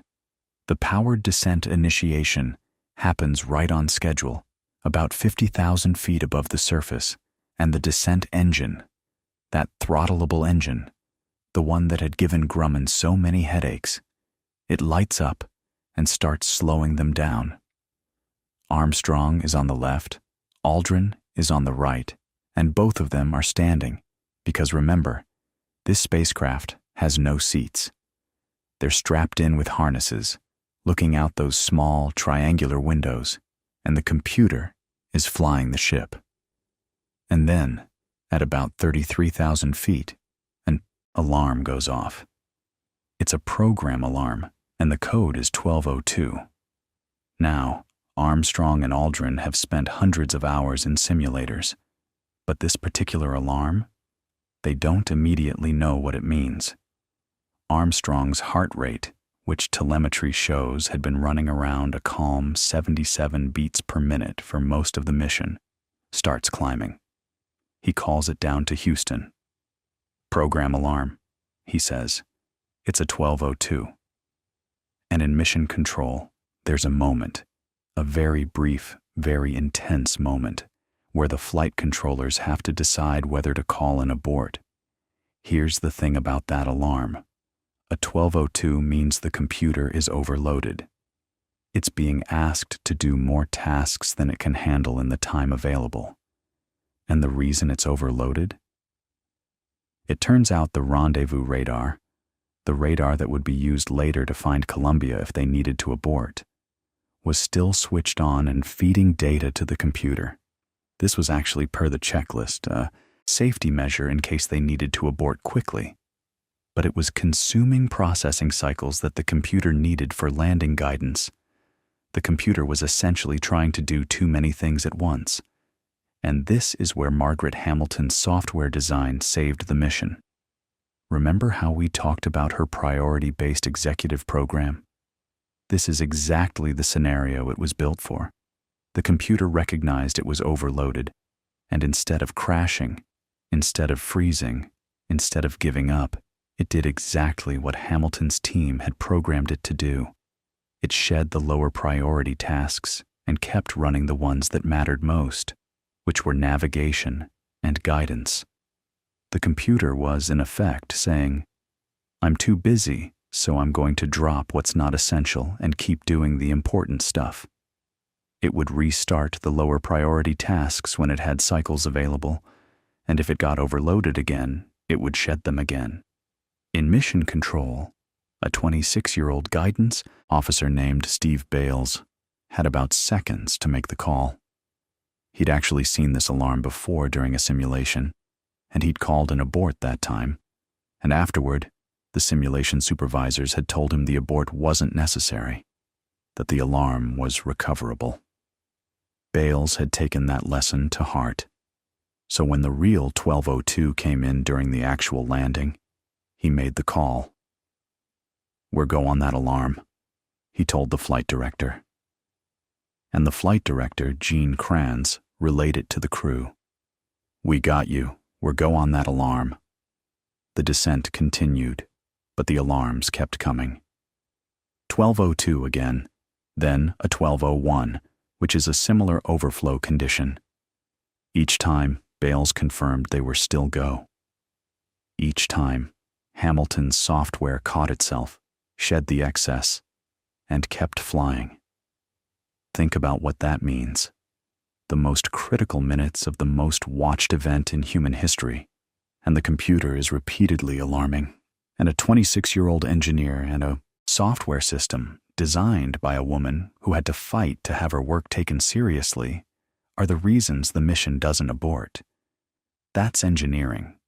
That's what it actually looks like when it matters. So the alarms are happening, but Eagle is still descending. And now Armstrong looks out the window and sees something that concerns him more than any computer alarm. The landing site. The computer is guiding them toward a boulder field at the edge of a crater. West Crater, it would later be identified, and the rocks are enormous, some the size of cars. Armstrong knows immediately that this is not a safe place to land, so he does something remarkable. He takes over manual control. He switches to a semi-automatic mode where the computer still manages the throttle and attitude in some axes, but Armstrong is now flying the lateral movement himself, using a hand controller to pitch the lunar module forward and skim over the boulder field, looking for a clear spot. And now the clock is ticking in a very real way, because fuel is finite. The descent engine has a limited amount of propellant, and they've already used some of it during the longer than expected powered descent. In mission control, they're watching the fuel quantity drop, and Charlie Duke, the capsule communicator, starts calling out the time remaining. 60 seconds, he says, meaning 60 seconds of fuel left before they have to either land or abort. Armstrong is still flying, still looking, still skimming over the surface at maybe 100 feet up, moving forward, searching. Aldrin is calling out numbers from the instruments: altitude, descent rate, forward velocity, giving Armstrong the data he needs, while Armstrong's eyes stay outside the window. 30 seconds. That's 30 seconds of fuel. In mission control, people are barely breathing. Gene Kranz later said the room was so quiet, you could hear a pin drop. Armstrong finds a clear spot, and he starts bringing Eagle down. Dust begins to kick up from the surface. The exhaust from the descent engine is blowing lunar regolith outward in long, flat sheets because there's no atmosphere to make it billow like it would on Earth.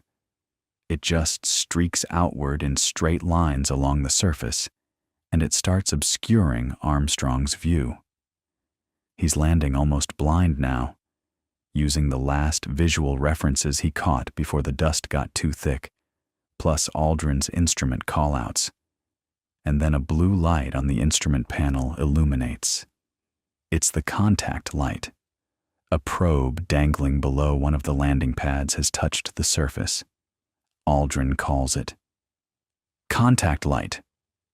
Armstrong shuts down the engine, and Eagle drops the last few feet and settles onto the moon with a gentle bump. There's a pause, and then Armstrong's voice, remarkably calm, remarkably steady. Houston, Tranquility Base here. The Eagle has landed. And Duke, down in Houston, stumbles over his words with relief. Roger, Tranquility. Tuan, Tranquility, we copy. You on the ground. You got a bunch of guys about to turn blue. We're breathing again. They had about 15 to 17 seconds of fuel remaining. Some estimates say a little more, some a little less. The exact number is debated because the fuel measurement wasn't perfectly precise, and there were concerns about the propellant sloshing in the tanks under low gravity. But by any accounting, it was close. Extraordinarily close. And the reason it was close wasn't because of bad planning. It was because the real world threw them variables that no simulation had perfectly predicted. The navigation error that sent them long, the boulder field, the manual flying, all of it ate into margins that were already thin by necessity, because every pound of extra fuel would have meant a heavier lunar module, which would have meant a heavier Saturn V, which would have meant, well, you remember the tyranny of the rocket equation. Now here's something that doesn't get talked about enough. After they landed, before Armstrong and Aldrin could even think about going outside, they had to do something critical. They had to prepare the ascent stage for an immediate emergency liftoff. Because if something was wrong with the lunar module, if it was sinking into the surface, if a landing leg had failed, if there was a propellant leak, they needed to be able to launch immediately. So the first thing they did after landing was run through the ascent engine checklist, making sure they could leave at a moment's notice. The moon wasn't going to be friendly if something went wrong. There was no rescue mission possible. Collins couldn't come down and get them. If the ascent engine didn't fire, they were stranded, and everyone knew it, and nobody talked about it publicly. But President Nixon's speechwriter, William Safire, had actually prepared a statement for the president to read in the event that Armstrong and Aldrin were stranded on the moon. Fate has ordained that the men who went to the moon to explore in peace will stay on the moon to rest in peace. That speech existed. It was ready. That's how real the risk was.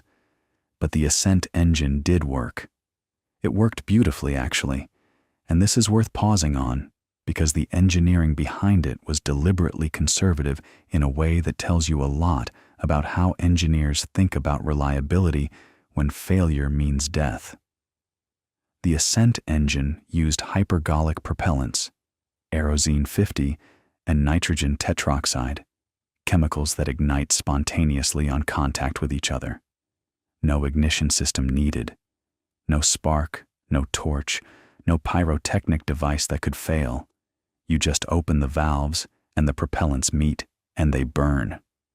This was chosen specifically because it was the simplest, most reliable ignition method possible. The engine had no gimbal. It couldn't swivel, because gimbaling mechanisms are one more thing that could break. Instead, the ascent stage used its RCS thrusters, small attitude, control jets, to handle any steering. Every design choice in that engine was made to eliminate failure modes, and it worked every single time on every Apollo mission that landed. 6 landings, 6 ascents, 6 successful rendezvous back with the command module in lunar orbit. And those 6 landings, Apollo 11, 12, 14, 15, 16, and 17, each one pushed the engineering further.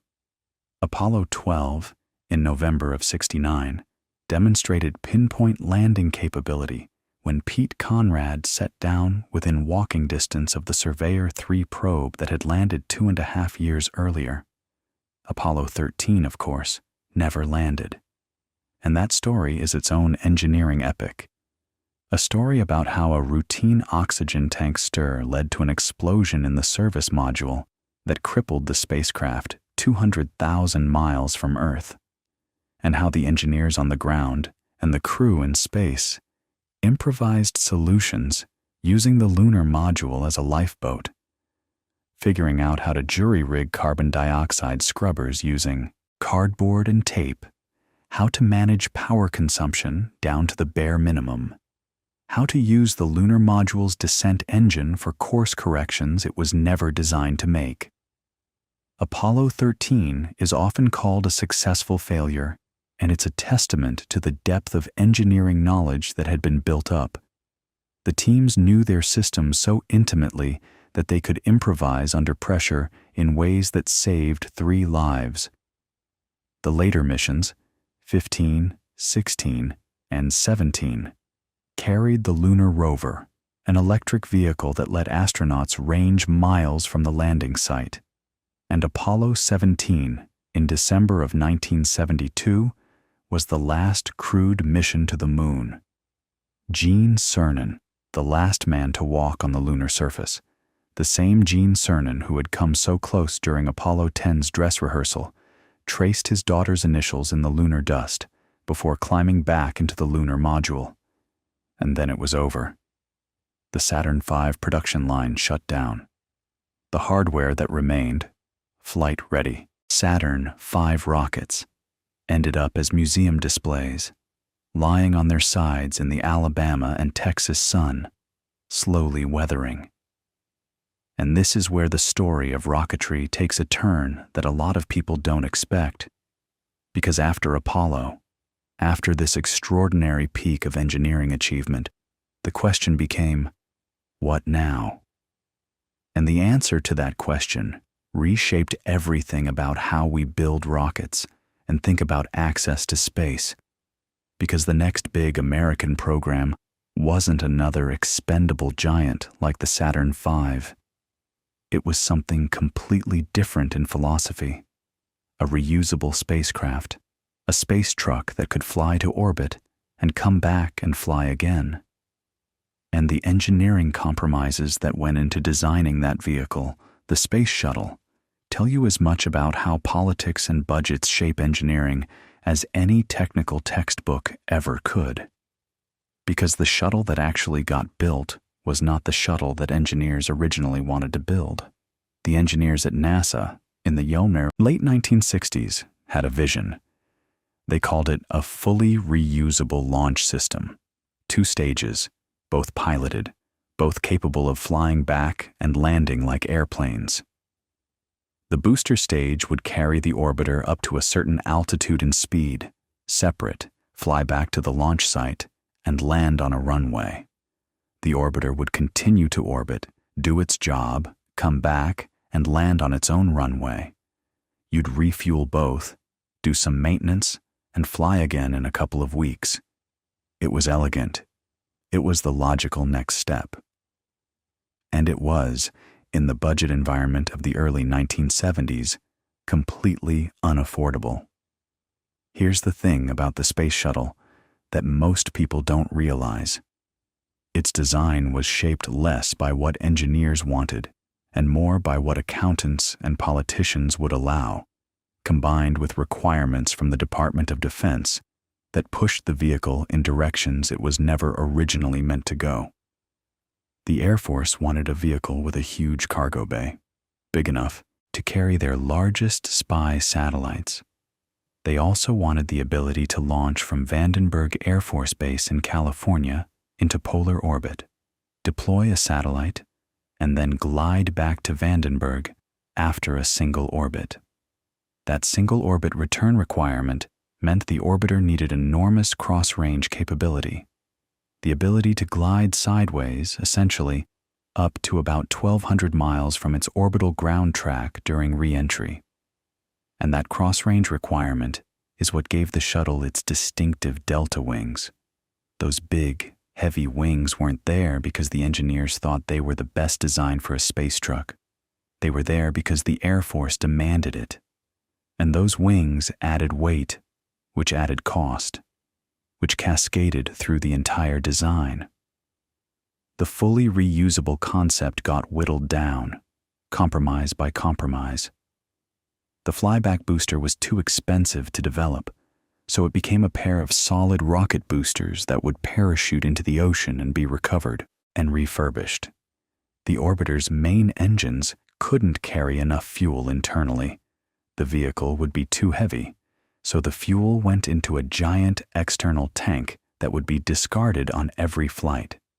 So now you had a system that was only partially reusable. The orbiter came back. The solid boosters were fished out of the Atlantic and rebuilt.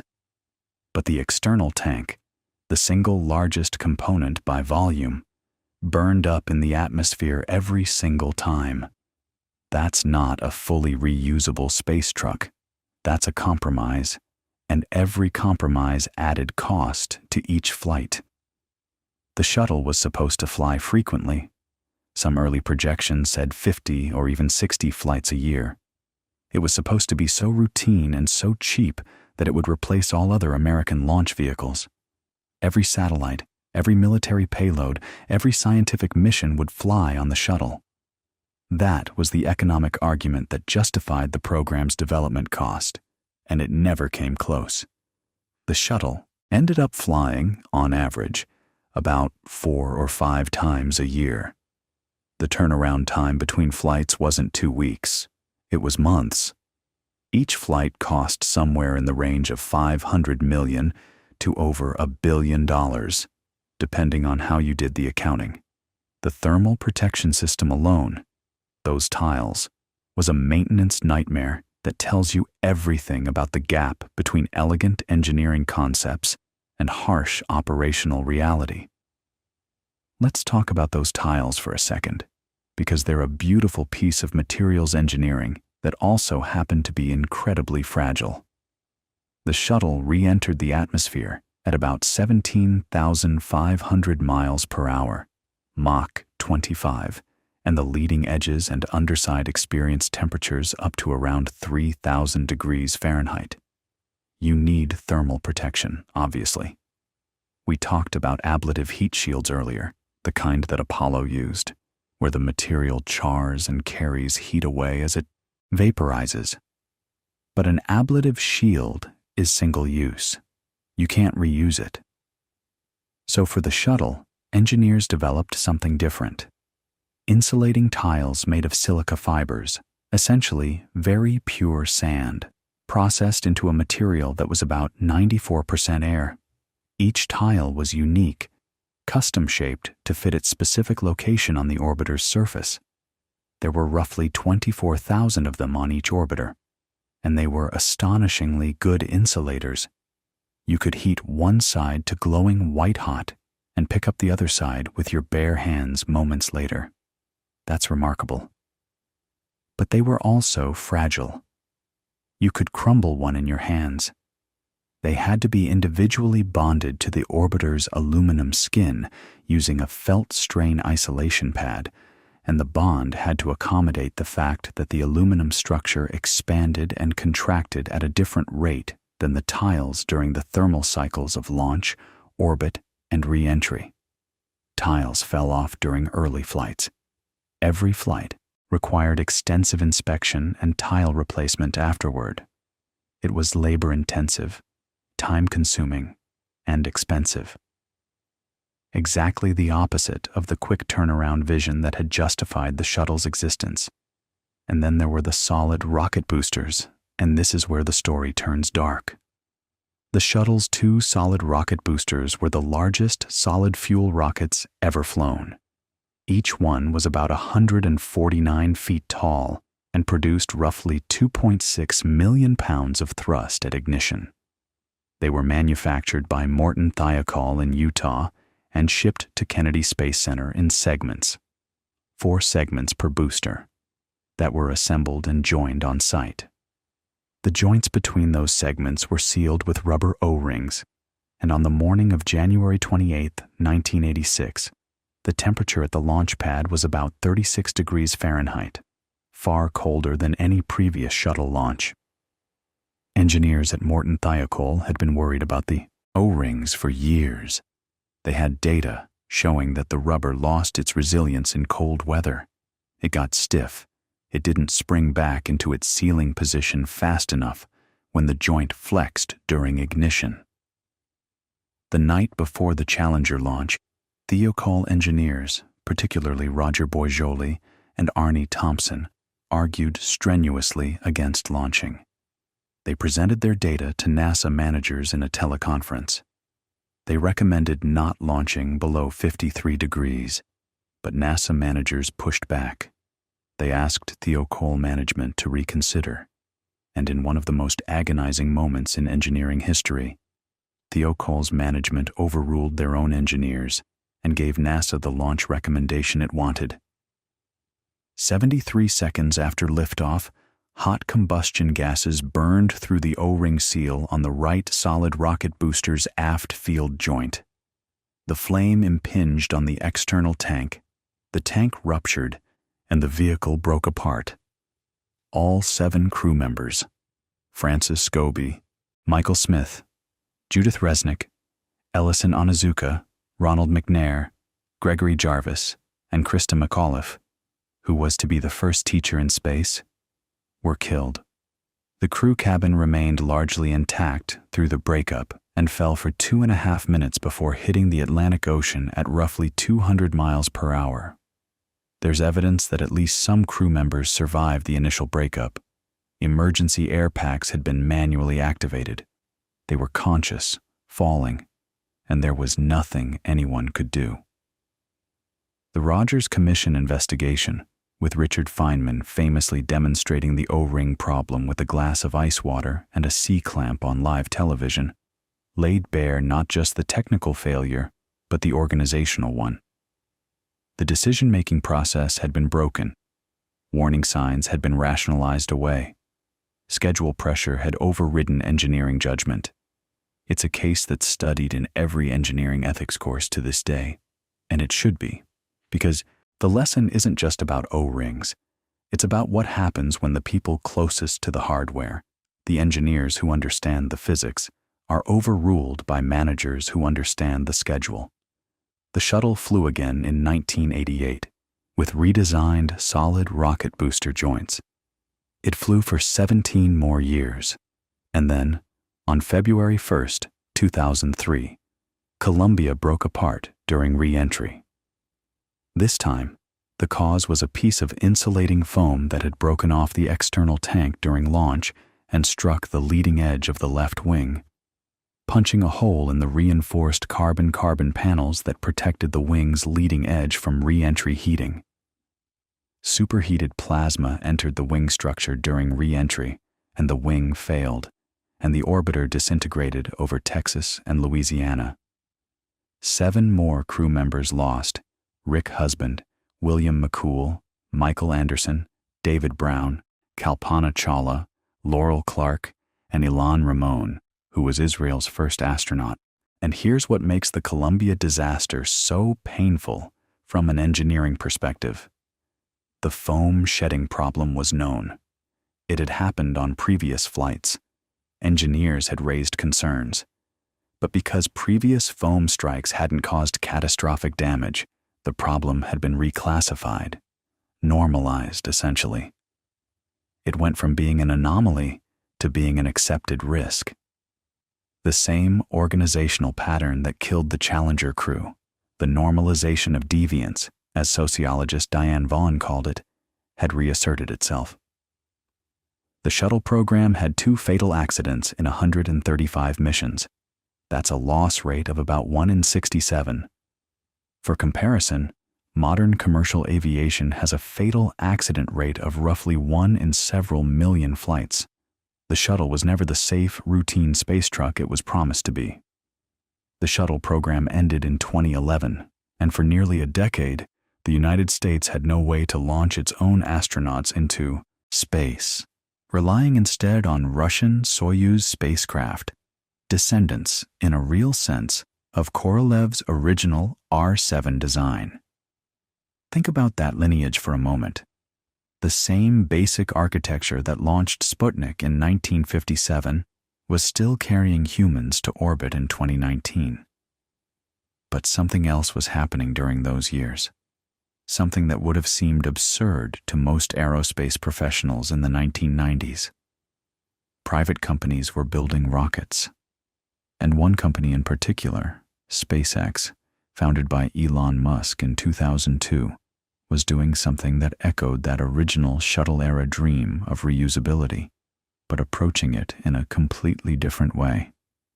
Instead of wings and runways, SpaceX asked, what if the rocket just flies itself back? What if the first stage, after separating, reignites its engines, flips around, flies back to the launch site, or to a drone ship in the ocean, and lands vertically on its own legs? The idea wasn't new. It had been explored in science fiction and in engineering studies for decades. The DCX, a small experimental vehicle built by McDonnell Douglas in the early 1990s, had demonstrated vertical takeoff and landing at low altitudes. But nobody had done it with an orbital-class booster. The engineering challenges were immense.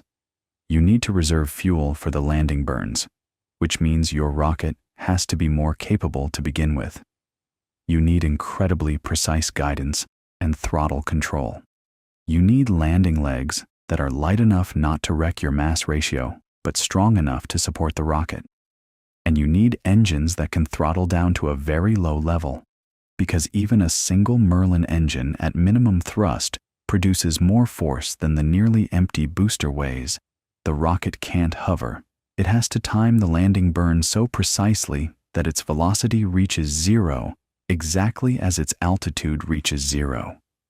They call it a hover slam or a suicide burn, and the margins are razor thin. SpaceX failed a lot before they got it right. Their first 3 Falcon 1 launches failed. Early Falcon 9 landing attempts crashed spectacularly.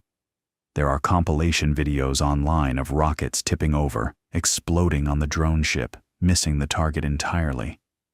But each failure taught them something, and in December of 2015, a Falcon 9 first stage landed successfully back at Cape Canaveral. And then they did it again, and again, and now it's almost routine. Booster landings have become so reliable that it's newsworthy when one fails, rather than when one succeeds. Some individual boosters have flown more than 20 times. That's the reusability dream, finally realized, not through wings and tiles and enormous government programs, but through propulsive landing and iterative, failure-tolerant development. And now, SpaceX is building Starship, a vehicle that makes even the Saturn V look modest. It's the largest and most powerful rocket ever constructed, designed to be fully reusable, both stages, with a stainless steel structure instead of aluminum or carbon fiber. Stainless steel, a material choice that puzzled a lot of aerospace engineers when it was announced, because steel is heavier than aluminum.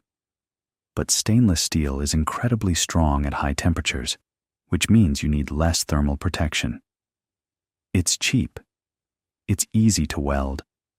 And at cryogenic temperatures, the temperatures of liquid oxygen and liquid methane propellants, stainless steel actually gets stronger, unlike many other metals. It's a choice that only makes sense if you rethink the whole problem from scratch, which is exactly what happened. So here we are. From Chinese fire arrows to Starship, from Tsiolkovsky scribbling equations in a log cabin to booster rockets landing themselves on drone ships in the Atlantic, from Goddard's little rocket in the cabbage field to vehicles designed to carry 100 people to Mars. The physics hasn't changed. Newton's third law is the same as it ever was. The rocket equation is still tyrannical. Gravity still demands its toll. But our understanding of how to work within those constraints, how to build lighter, burn smarter, recover and reuse, that understanding has deepened enormously, and it keeps deepening. And maybe what's most remarkable, when you step back and look at this whole arc, is how young it all is. Goddard's first flight was in 1926. That's less than 100 years ago. In the span of a single long human lifetime, we went from a 10-foot rocket that flew for 2.5 seconds to vehicles that routinely carry people to an orbiting space station and land themselves when they come home. The entire history of practical rocketry fits within living memory. There are people alive today who were born before Goddard's flight and who watched the moon landing on television and who can now watch rocket boosters land on their phones. It's a story about physics, yes, about thrust and mass ratios and specific impulse and the brutal arithmetic of the rocket equation. But it's also a story about people, stubborn, brilliant, flawed, sometimes heroic people. Tsiolkovsky, who couldn't hear but could see the stars. Goddard, who endured ridicule and kept launching anyway. Oberth, who inspired a generation. Von Braun, whose genius was real and whose moral compromises were unforgivable and who carried both of those truths simultaneously for his entire life. Korolev, who survived the Gulag and built an empire of rockets and died before he could see his moon rocket fly. The thousands of unnamed engineers who hand-stitched heat shields and wrote guidance software and calculated trajectories and welded tank sections and argued in conference rooms about O-ring data at midnight, trying to get it right, knowing that lives depended on getting it right. That's what rocket science really is. It's not just the equations, though the equations matter enormously. It's the human effort to solve a problem that the universe makes extraordinarily difficult. The problem of leaving, of getting up off this planet, through the atmosphere, into the vacuum, and somewhere else. Every rocket that has ever flown is a testament to the stubbornness of the people who refused to accept that it couldn't be done. And every failure, every explosion on the pad, every lost crew, every mission that came up short, is a reminder that the universe doesn't grade on a curve. The physics is the physics. You have to get it right. So the next time you see a rocket launch, whether it's on a screen or, if you're lucky, from a few miles away, where you can feel the sound in your chest before you hear it in your ears, think about all of this. Think about the fire arrows. Think about the nozzle shapes and the mass ratios and the staging and the specific impulse. Think about the people and know that what you're watching is one of the most difficult things human beings have ever learned to do, built on centuries of curiosity and calculation and failure and persistence, all of it riding on a column of controlled fire, balanced on Newton's third law, climbing away from the earth 1 second at a time. And that's a good thought to fall asleep to, isn't it? All those people, all those years, all that ingenuity, carrying us upward. Let that settle in. Let it go quiet. You don't need to hold on to any of it. The rockets will still be there in the morning. The physics will still work. The stars will still be waiting. For now, just rest. Just breathe. And drift